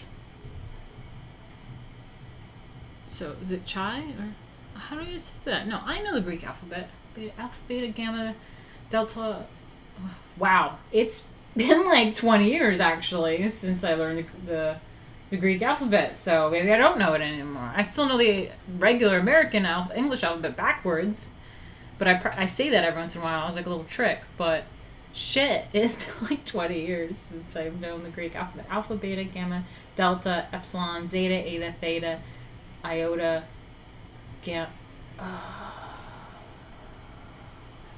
Omicron. Oh my god, I forgot. I knew some Greek from calculus, from math as well. Yeah. Oh, okay. Bye, Matthias. Nice to have you in here as always. As always. But anyway, so we got iota, the initial letters of Christ's name in Greek. There you go. There's the X in there as well. It's chi? Chi. Okay. Each group, like chi. Okay, yeah. Each group has a leader whose feet precede, one foot overlapping the feet of those who follow. The positions of Justinian and Maximinus are curiously ambiguous. Although the emperor appears to be slightly behind the bishop, the golden paten, the large bowl holding the Eucharist bread, he carries overlaps the bishop's arm, thus symbolize the place and gesture, the imperial and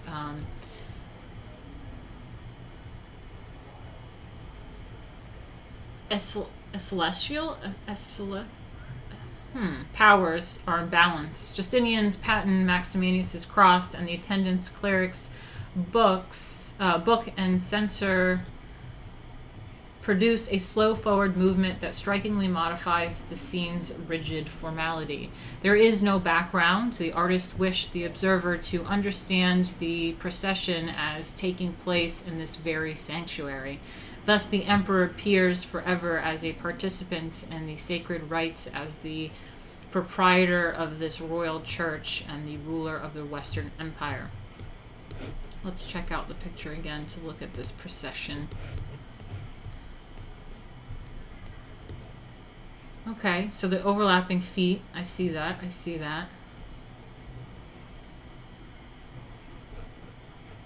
One over the other, this procession.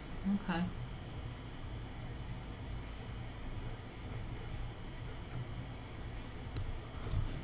Very cool.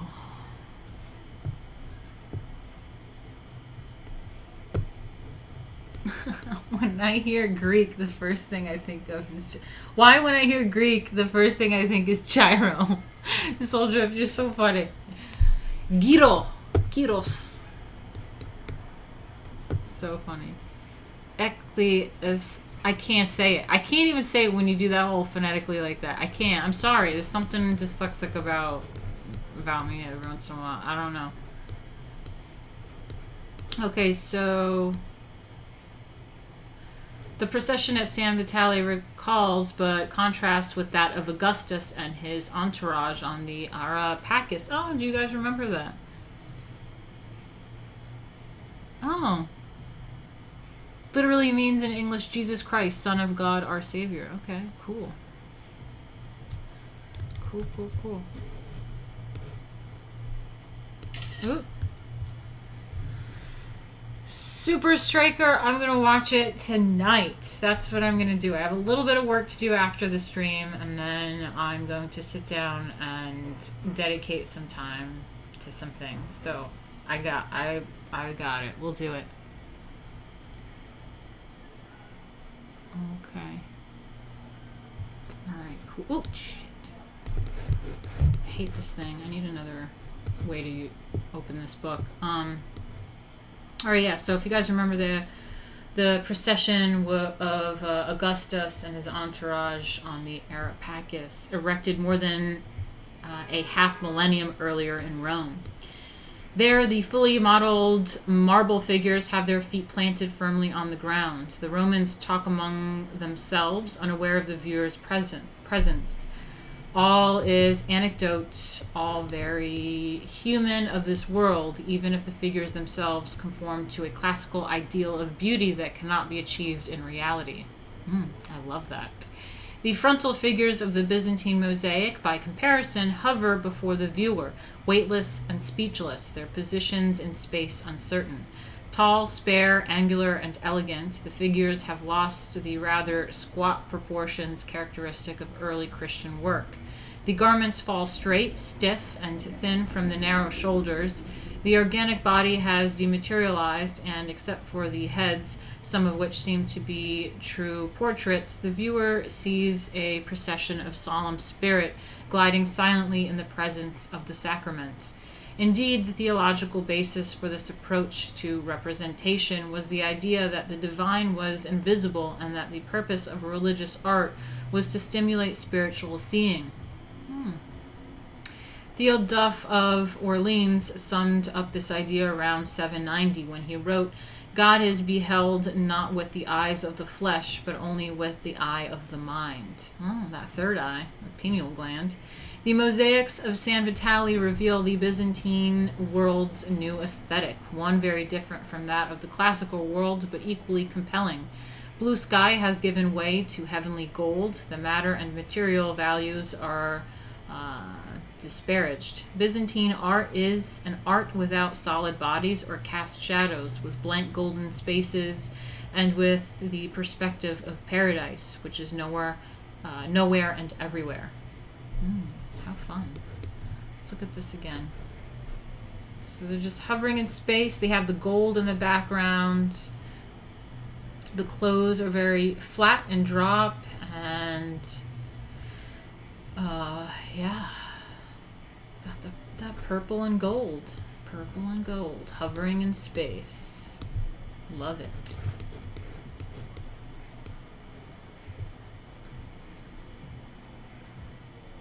Ooh, I make a good tzatziki as well, Dan. Have fun.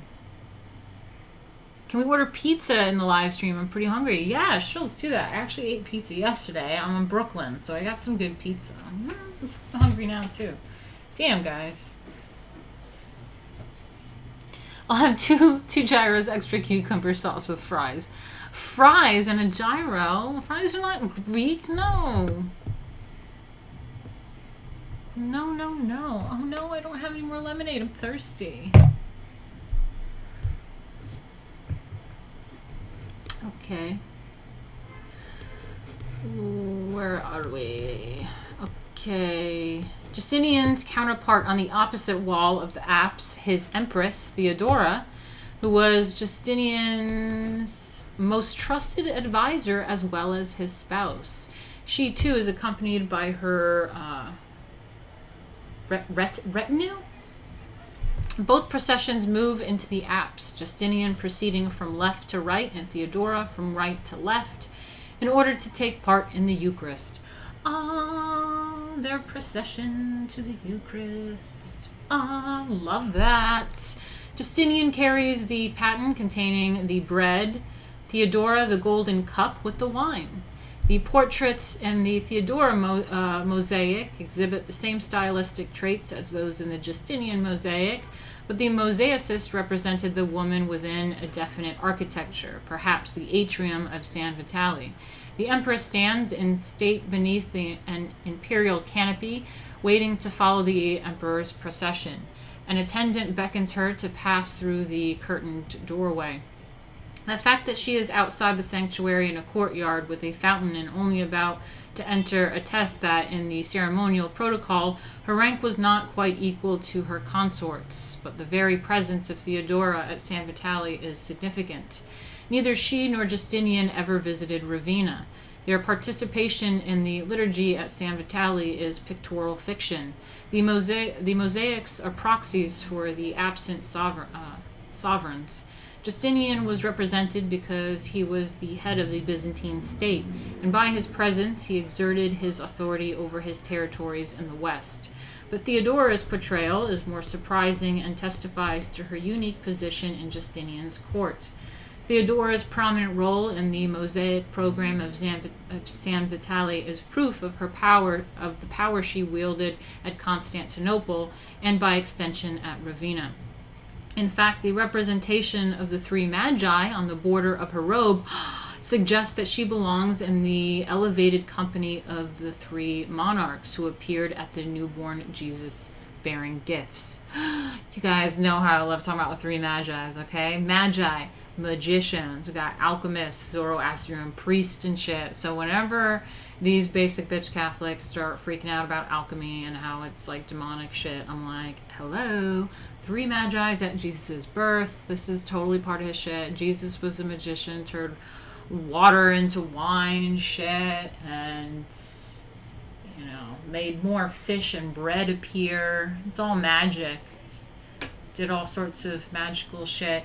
And then you have also Solomon, and he created, this is like Old Testament shit, but still. And then you have Solomon, who created the temple with the help of angels and demons. So he did a lot of magic work, Solomon. And demons are not all bad. So they're just different kind of, entities. Oh, we know some magi's, all right. Oh, also, ritual mass. Ritual. It's literally a ritual with spells and chants and magic, and the Eucharist is transforming, and the energy, and like it's all a mass. It's crazy. Shut up, Tor. I do mispronounce everything. That's my thing. I look up pronunciations, but it's magi for me, okay?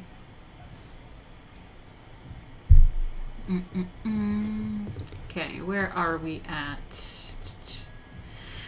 Okay, I do want to see her outfit. Ah, look at the three magi's on her outfit. Cool. So she's out somewhere, about to walk into church to do this procession. Yeah, cool. Who does she have with her again? Okay, we have Theodora in attendance, mosaic from the south wall of the apse, San Vitale, Ravenna, Italy, 547. Justinian's counterpart on the opposite wall is the Empress Theodora, a powerful figure at the Byzantine court. Neither she nor Justinian ever visited Ravenna. San Vitale's mosaics are proxies for the absent sovereigns. Really cool. Love that. Alright. So, Justinian's court counterpart on the opposite wall of the apse. No, we read that already. Yep.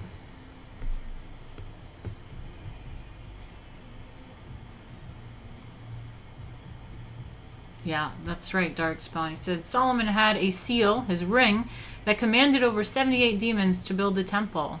One tricked him into taking it off, and it ate him and spat him out into another kingdom miles away. It's wild. Wild shit. Love it. Hey, Stephen is who? Welcome back. Welcome back. Alright, how long have I been streaming here? Analytics, where are we at? Viewer activity, stream health, analytics. Alright.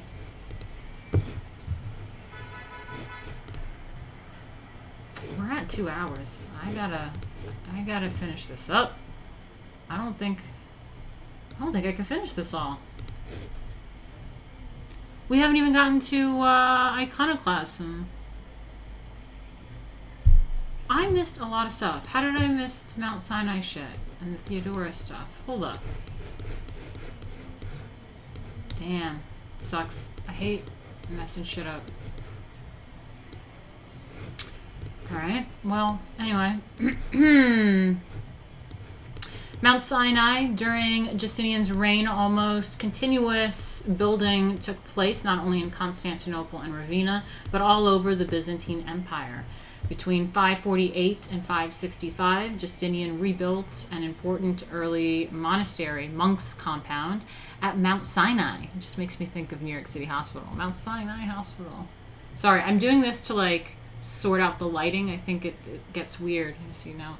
I don't know. Something's happening with the focus on my camera.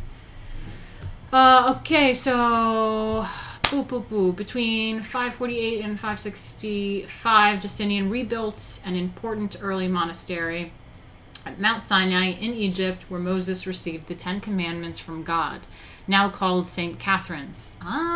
We read about that today because of Hagia Sophia. The monastery marked the spot at the foot of the mountain where the Bible says God first spoke to the Hebrew prophet from a burning bush.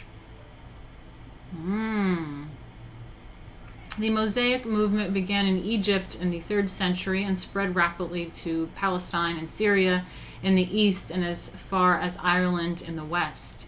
It began as a migration to the wilderness by those who sought a more spiritual way of life, far from burden. Wait, hold on a second. Sorry, I was saying Mosaic. The that's why I was like, there's something wrong here. The monastic movement, so like the monasteries, right? Monastic movement began in Egypt in 3rd century and spread rapidly to Palestine and Syria in the east and as far as Ireland in the west. It began as a migration to the wilderness by those who sought a more spiritual way of life, far from the burdens, distractions, and temptations of town and city.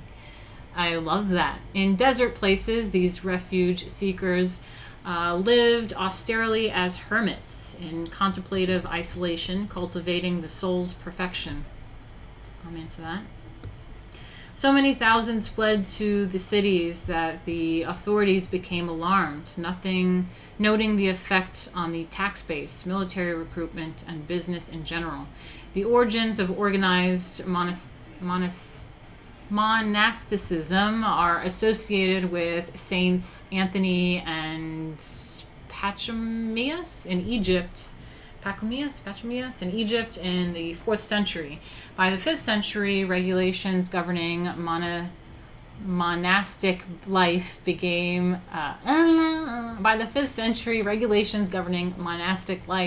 began to be codified. Individual monks came together to live according to a rule within a common enclosure, a community under the direction of an abbot. See Medieval Monasteries, Chapter 6. The monks typically lived in a walled monastery, an architectural complex that included the monks' residence, an alignment of single cells, a refectory, dining hall, a kitchen, storage, and service quarters, a guest house for pilgrims, and of course an oratory or monastery church.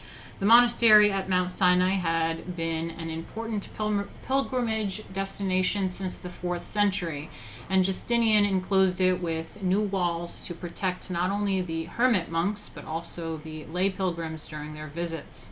The Mount Sinai Church was dedicated to the Virgin Mary, whom the Council of Ephesus had officially recognized in 431 as the Mother of God. Theotokos, bearer of God in Greek. Okay. All right. Let me just see how much of this there is.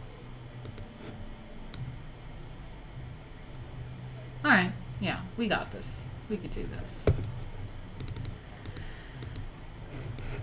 Just check in on you guys here a little bit. See how you're doing. Okay.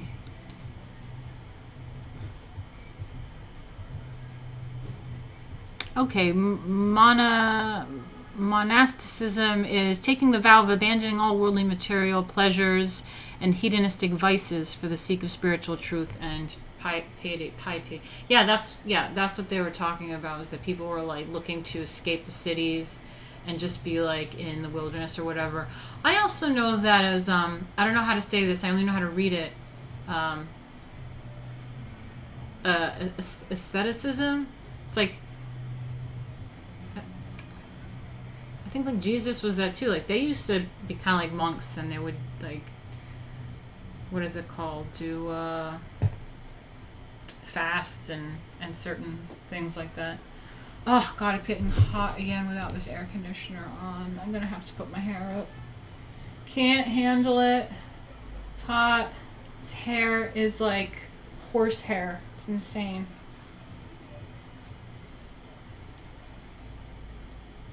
Oh God. Wow.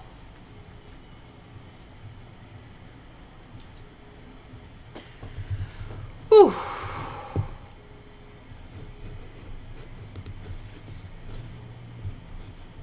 Ascetism. Yeah. Yeah, that's true.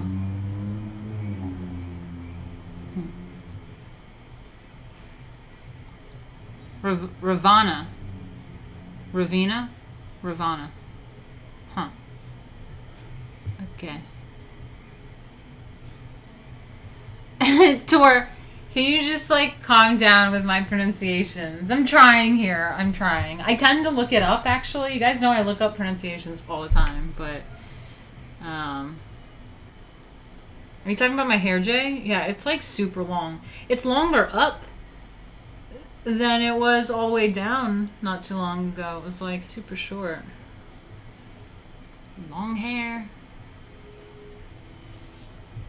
Haven't had this long hair in a long time. Ravana. Alright, I'll say Ravana now. Sorry, guys. Sorry. I tried. Don't know everything. Sorry. Gotta learn from you guys too. Thank you, thank you. Okay, so we're at icons. There's that music out there. I started earlier too. I tried it. Oh, well, we're past the 2-hour mark, so yeah, it makes sense. Okay, icons.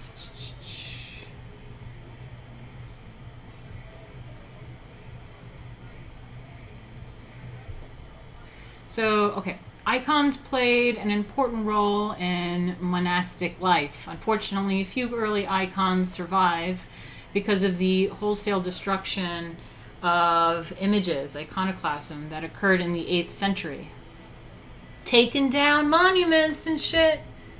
This is why it's so terrible. Like, we are gonna look back at history books and be like, what the hell were they doing in 2020, tearing down monuments and shit? Like, how sad is that? How sad is that? Okay.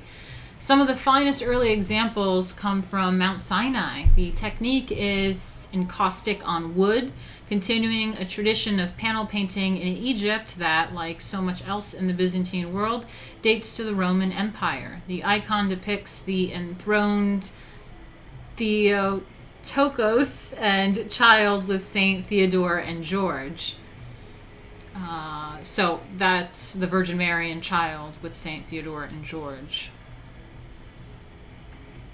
The two guardians saints intercede with the Virgin on the viewer's behalf. Behind them, two angels look upward to a shaft of light where the hand of God appears.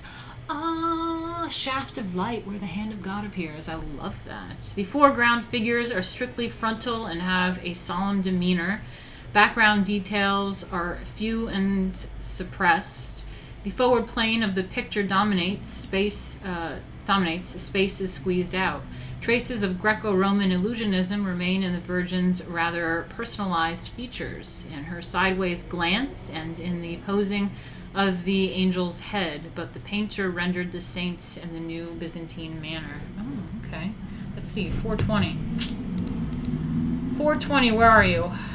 Where are we at, 420? There we go. Here we are. Okay. So we got the Virgin with Child and Saint George, Theodore and George. Yeah, icons. Cool. Love the gold halos. I'm all about the gold halos. Hold up. Great. I just put my hair up, which makes this more difficult to put on, but I love me some halos.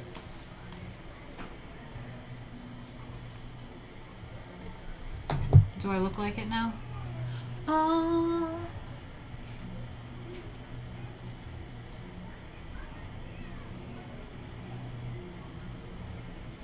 That does not look like even. I'm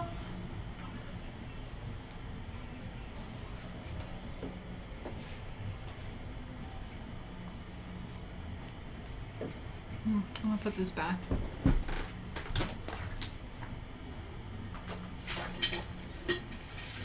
Ah, fuck.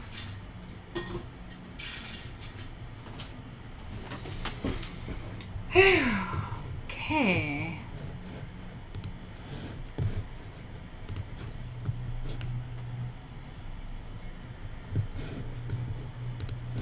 Okay, where are we at? We're talking about this painting, so that's what's happening here.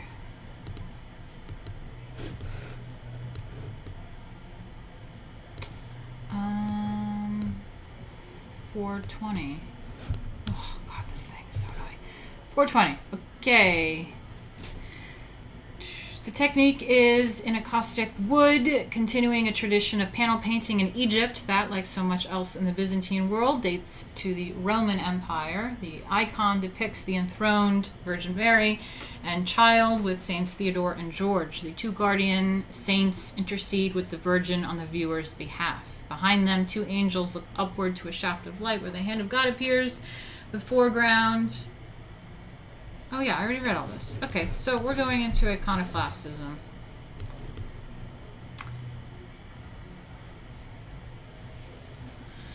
So, am I saying that right, first of all? Thanks, guys. Am I saying it right? The preservation of early Byzantine icons at the Mount Sinai Monastery is fortuitous, but ironic. For opposition to icon worship was especially prominent in Syria and Egypt. There, in the 7th century, a series of Calamites erupted, indirectly causing the imperial ban on images. The Sasanians, chronically at war with Rome, swept into the eastern provinces early in the 7th century. Between 611 and 617, they captured the great cities of Antioch, Jerusalem, and Alexandria. Hardly had the Byzantine emperor Heraclius, 610-641, pressed them back and defeated them in 627 when a new and overwhelming power appeared unexpectedly on the stage of history. The Arabs, under the banner of the new Islamic religion, conquered not only Byzantium's eastern provinces, but also Persia itself, replacing the Sasanians in the age-old balance of power with the Christian West. In a few years, the Arabs launched attacks on Constantinople, and Byzantium was fighting for its life. So sad. So sad. So fucking sad.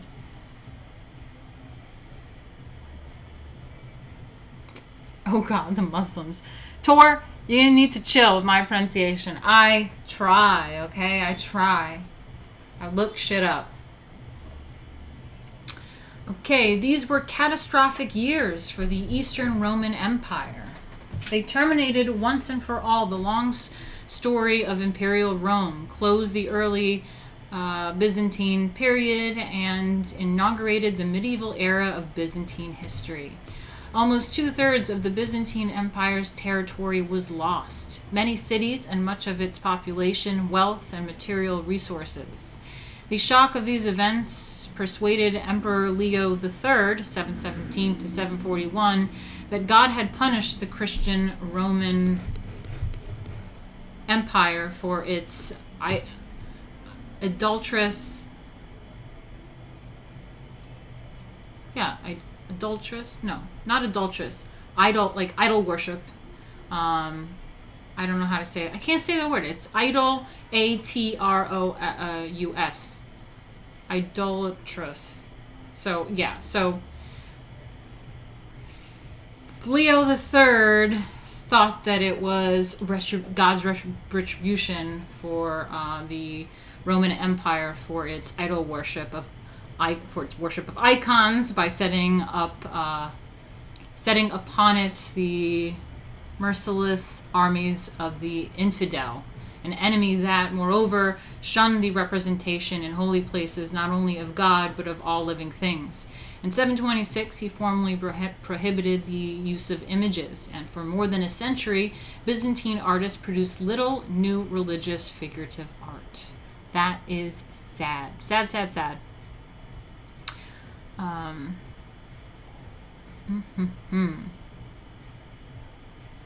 Darkspawn, Empress Martina Markota. I kind of like that. Idolatress. Idolatress. I don't like it. I don't like it. There you go, Tor. Something else to complain about me pronouncing.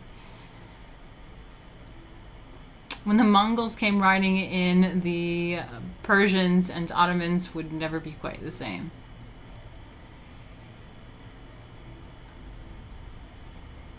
Aw, Tor, you're so sweet. I do appreciate you. I do. Okay. All right, let's look at this and we're done. We're going to have a look at the icons and iconoclasm. Okay, icons, Greek for images. Wow. Are small portable paintings depicting Christ, the Virgin, or saints, or a combination of all three, as figure 420.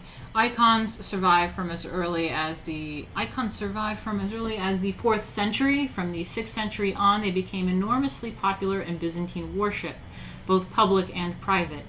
Eastern Christians considered icons a personal, intimate, and indispensable medium for spiritual transaction with holy figures.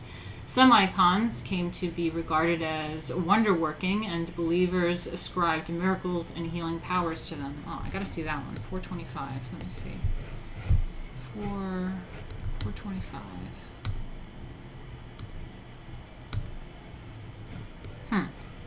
This one? 425. Yeah, I guess this one had powers to it or some shit.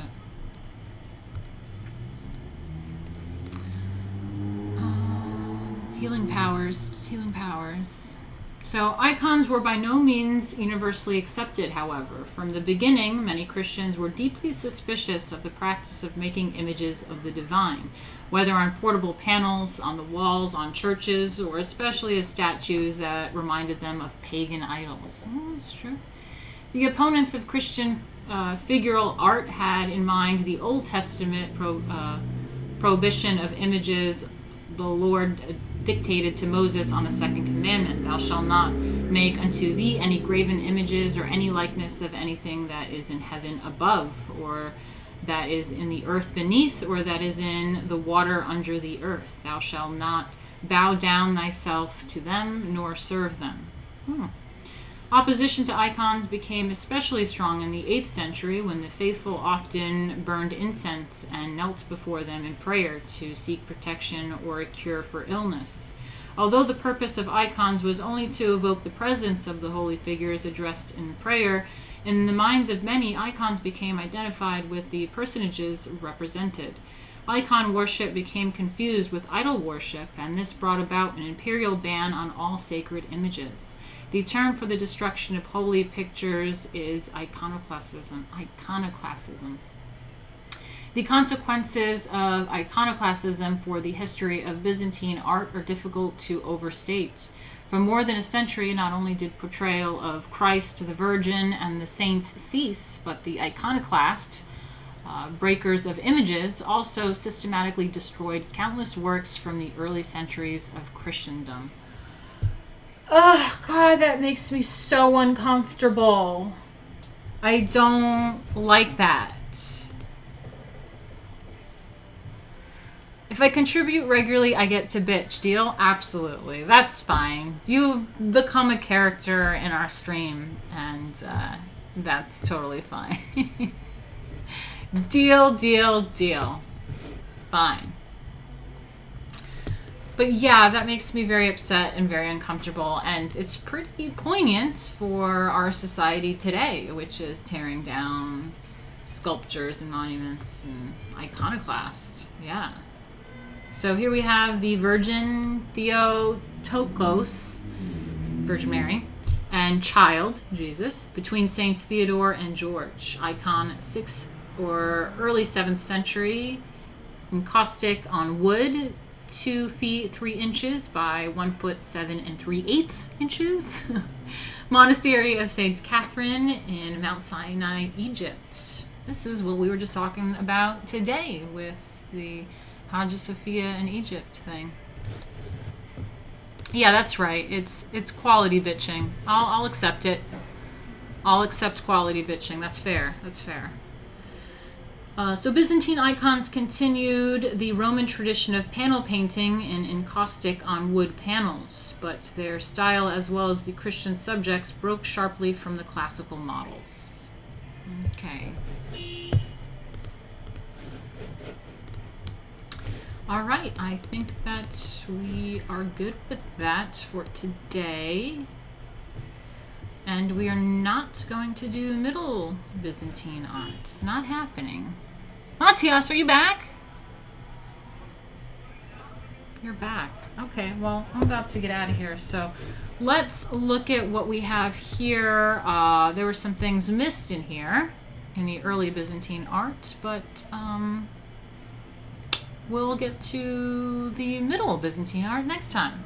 I didn't realize that I couldn't do all that at once, but oh well.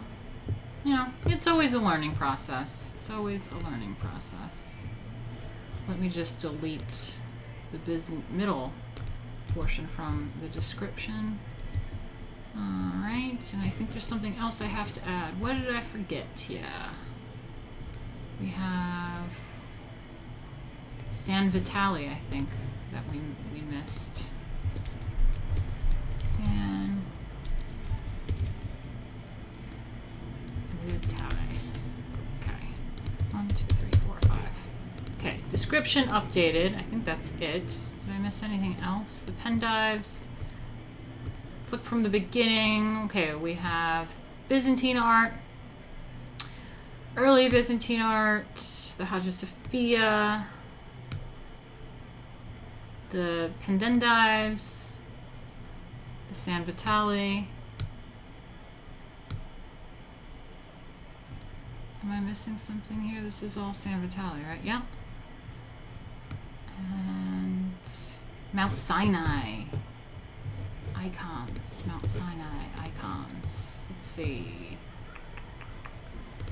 Got Mount Sinai. Yeah, cool. All right.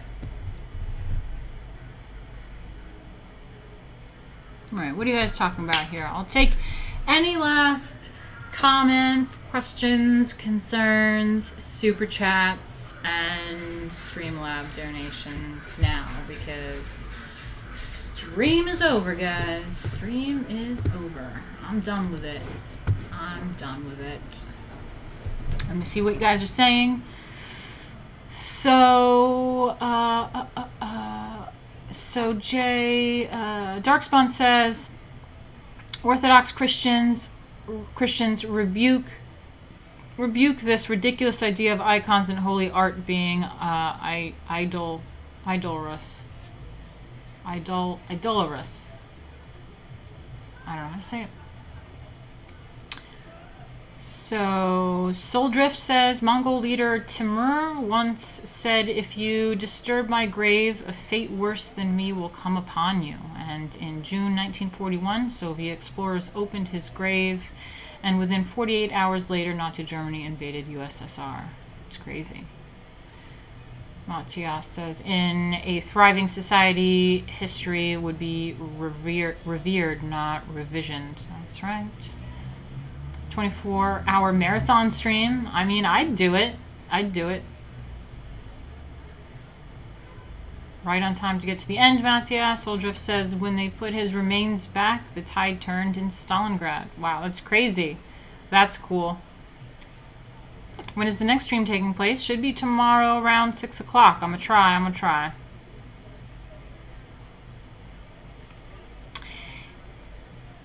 Yes. Darkspawn says, you should give Lady Alchemy a Byzantine Empress form with divine magic armor. Her hair and eye color change and her powers increase. It can be her vision of going Super Saiyan. Well, yeah, it's interesting that you say that, because actually that's why you'll see some images. Let me see. Oh, I don't know if I can pull this off. No, I can't pull that off. You'll see some images like the one that Pablo Romero drew. And it's on the campaign, but I'm in gold, and there's armor. It's like an armor gold. Got the crown, halo, headdress, the halo thing, and all that stuff. So I definitely get into that vibe for sure when I transmute, because my outfit in the beginning, first half of the book, first like 3/4 of the book is in black, because I'm a New Yorker. Black. Cool black shiny outfit, and when she gets into her alchemy stuff, she transmutes, and then her outfit becomes like that gold, and definitely has a Byzantine look. That's the style that I got it from in fashion. Looking up like high fashion stuff was that aesthetic, so it definitely goes. So yeah, it's awesome. It's awesome. My eyes stay green, but yeah. I do recommend Mongol Empire art history. Cool. Thanks, Mr. Repurpose.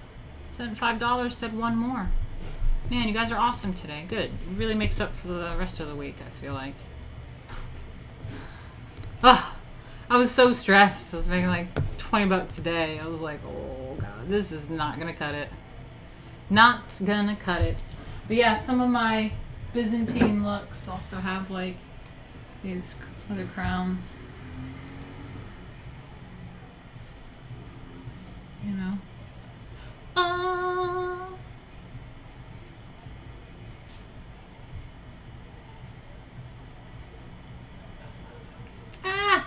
Stuck to my hair. Fuck. Ow! That's not fun at all. What's happening here? I can like hear my hair ripping.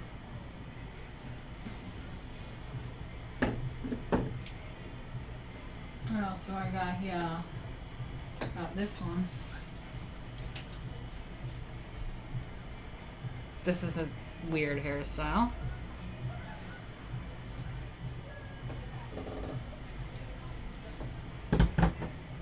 Terrible music going on out there. Absolutely terrible.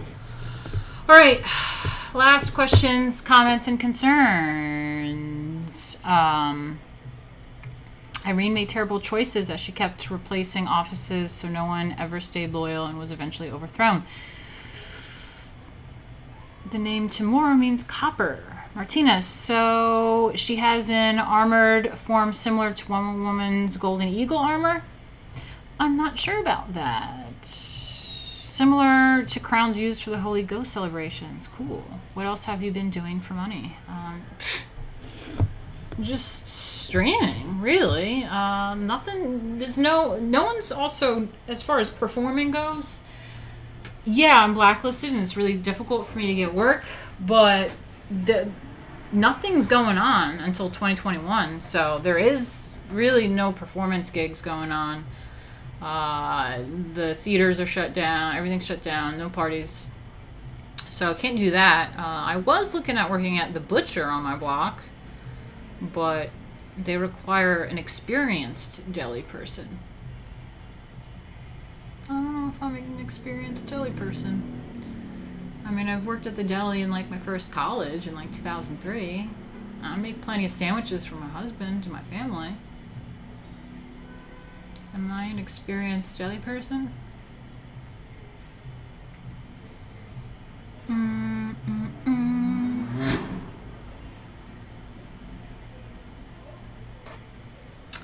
yeah, I'll check that out. But I definitely have. Let me see if I can show you any sketches of my armor. I'd have to fuss about on the computer, but it's.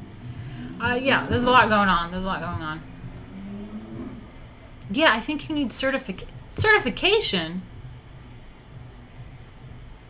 That's ridiculous. So the performance art scene is pretty much dead at the moment? Yeah, and it's actually kind of funny because them trying to get me out of work and then I resorted to having to stream kind of put me in a position when COVID happened that I'm still making money streaming. Not that I make nearly as much as what I used to make. I mean, I'm still financially fucked from what they did to me and what they're continuing to do to me, but I'm at least able to make some money streaming because of what they did to me. And now, because of COVID, none of them have work, and I'm prepared to make money online. So, yeah, it's funny. It's kind of payback, bitches. Payback. Call me Mark. What the hell? You just came in. I'm about to get out of here. I'm getting off.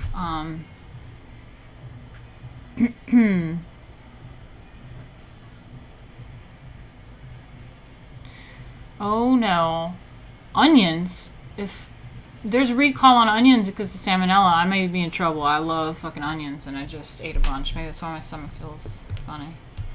Anyway, okay.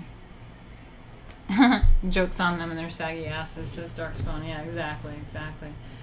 Alright, I love you guys. Thank you so much for helping me out. And I've definitely hit 30%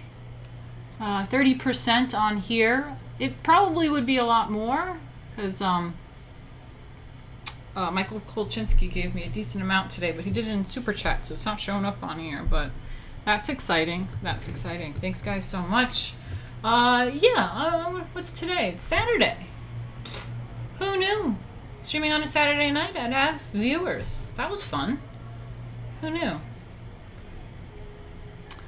To get to your goal, you can't just be beautiful. You gotta expand your content. Man, I've been doing that for years, okay? You got bitches that stream bullshit content and they're average looking and they like burp on stream and just act dumb and they get plenty of money. Like, we're doing lots of fun stuff, a lot of educational stuff. I think we have a cool group here going on, but, you know, just gotta wait for someone with money, people with money that give a shit, so. Yeah, brush your hair on stream. I mean, I've seen the dumbest shit. Sometimes I get, like, nervous because I'm like, oh, like, I suck at streaming, like, oh. And then I, like, happen to click on someone else's stream, like, accidentally or something, and I go, this is what people streams? People watch this shit? Why? It's bad. Bad shit. Dude, the gaming stream is terrible. Fucking terrible. Who watches someone play a game? You couldn't even get me to play a game, nonetheless watch someone play a game. It's terrible. Yeah, some streamers do little else but man bash. I think we do really fun stuff. We got the etiquette is always really interesting. I mean, I'm excited to pull off some parties, some event with you guys. And the art streams, I think, are really enjoyable. They're great. But yeah, we'll try. We'll see what happens. Maybe I can get a formula going that's maybe more efficient and better for everybody, but streaming is long. It's how you make money. It's just like spend some time with you guys. It's a few hour long thing, so it's not going to be like these concise videos. Maybe I should make that, but I just like to hang out with you guys and stream, and so if I do watch stuff on YouTube, it will be long form stuff. I do want to have something educational and pretty like long. I don't want to have to like click on another video every 5 minutes. That's terrible. So, thank you so much, Tor. That means a lot. Darkspawn says just don't get an OnlyFans. Yeah. There's so many things nowadays and apps. I just can't. I can't. Yeah, Pleb of Reason says you should make videos too. Yeah, I mean, I did video editing for a few years for Daily Caller and Rebel, so... And you'll see on my YouTube that I have done those style videos as well because I edit, but it's a lot of work and I don't really make I make like $2 on like monetization, so but it could help me get more viewers. So that's the benefit of doing that. So yeah, for sure, for sure. But please pronounce shit correctly. That's why I look shit up. But listen, if I do an edited video, I do look things up and pronounce things properly and do the proper research and like write a script and like reread shit. So when I stream with you guys, it's all like, what's the word? Cold reading. It's all cold reading. Like, I did not glance at this before we went on stream. I don't know what we're about to talk about. I'm just reading these wild names like with you on the spot. So it's pretty bad. But that's kind of part of the fun of the stream. But when I do an actual edited video, I do look up pronunciations and make sure everything is done right. So yeah, for sure. That happened in 2007. I don't know, man. I don't know. Read the Bible on OnlyFans. It's so funny. All right, I'm getting out of here. Wait, you guys just keep coming in now. So you need to do some more interviews, like the Hotep Jesus one. Yeah, for sure. Actually, speaking of, I'm going to be on Kami Mark, who was just in the chat. I don't know if he's still in here. But I'm going to be on Mark's, who's a comic person, comic skater, on Monday. So check that out. Why does your girlfriend hate me? I don't like that. I want the girlfriends to like me. Aw, shit.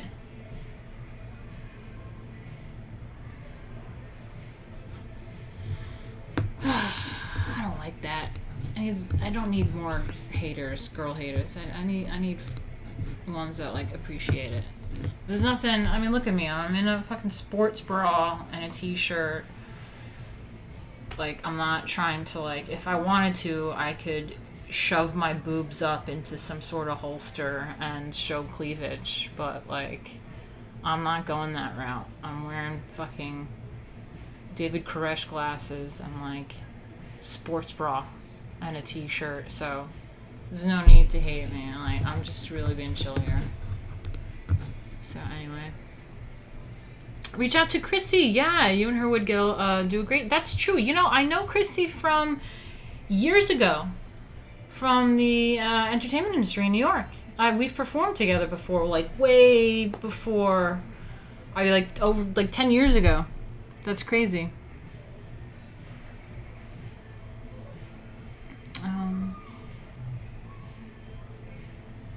Yeah, that's true. Hey, whole darn show. He said, I feel like you'd already done a look at history of burlesque, but that's something I'd be interested in.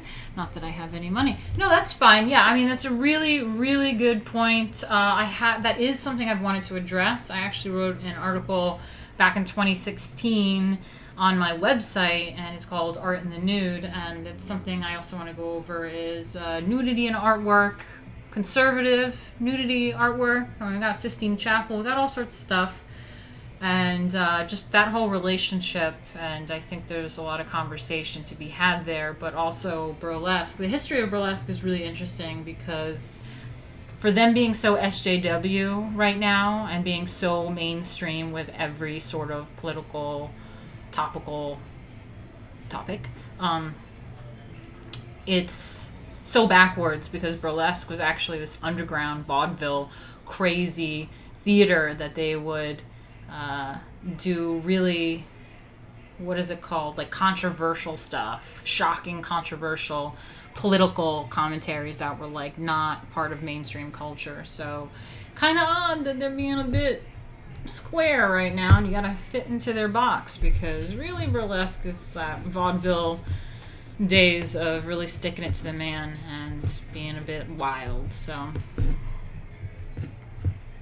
yeah, I could do that tour, sure. Oh, you filtered through Josephine Baker's wiki page recently. Cool. Yeah, I gotta get in touch with Chrissy. I'll take a screenshot of that comment and yeah.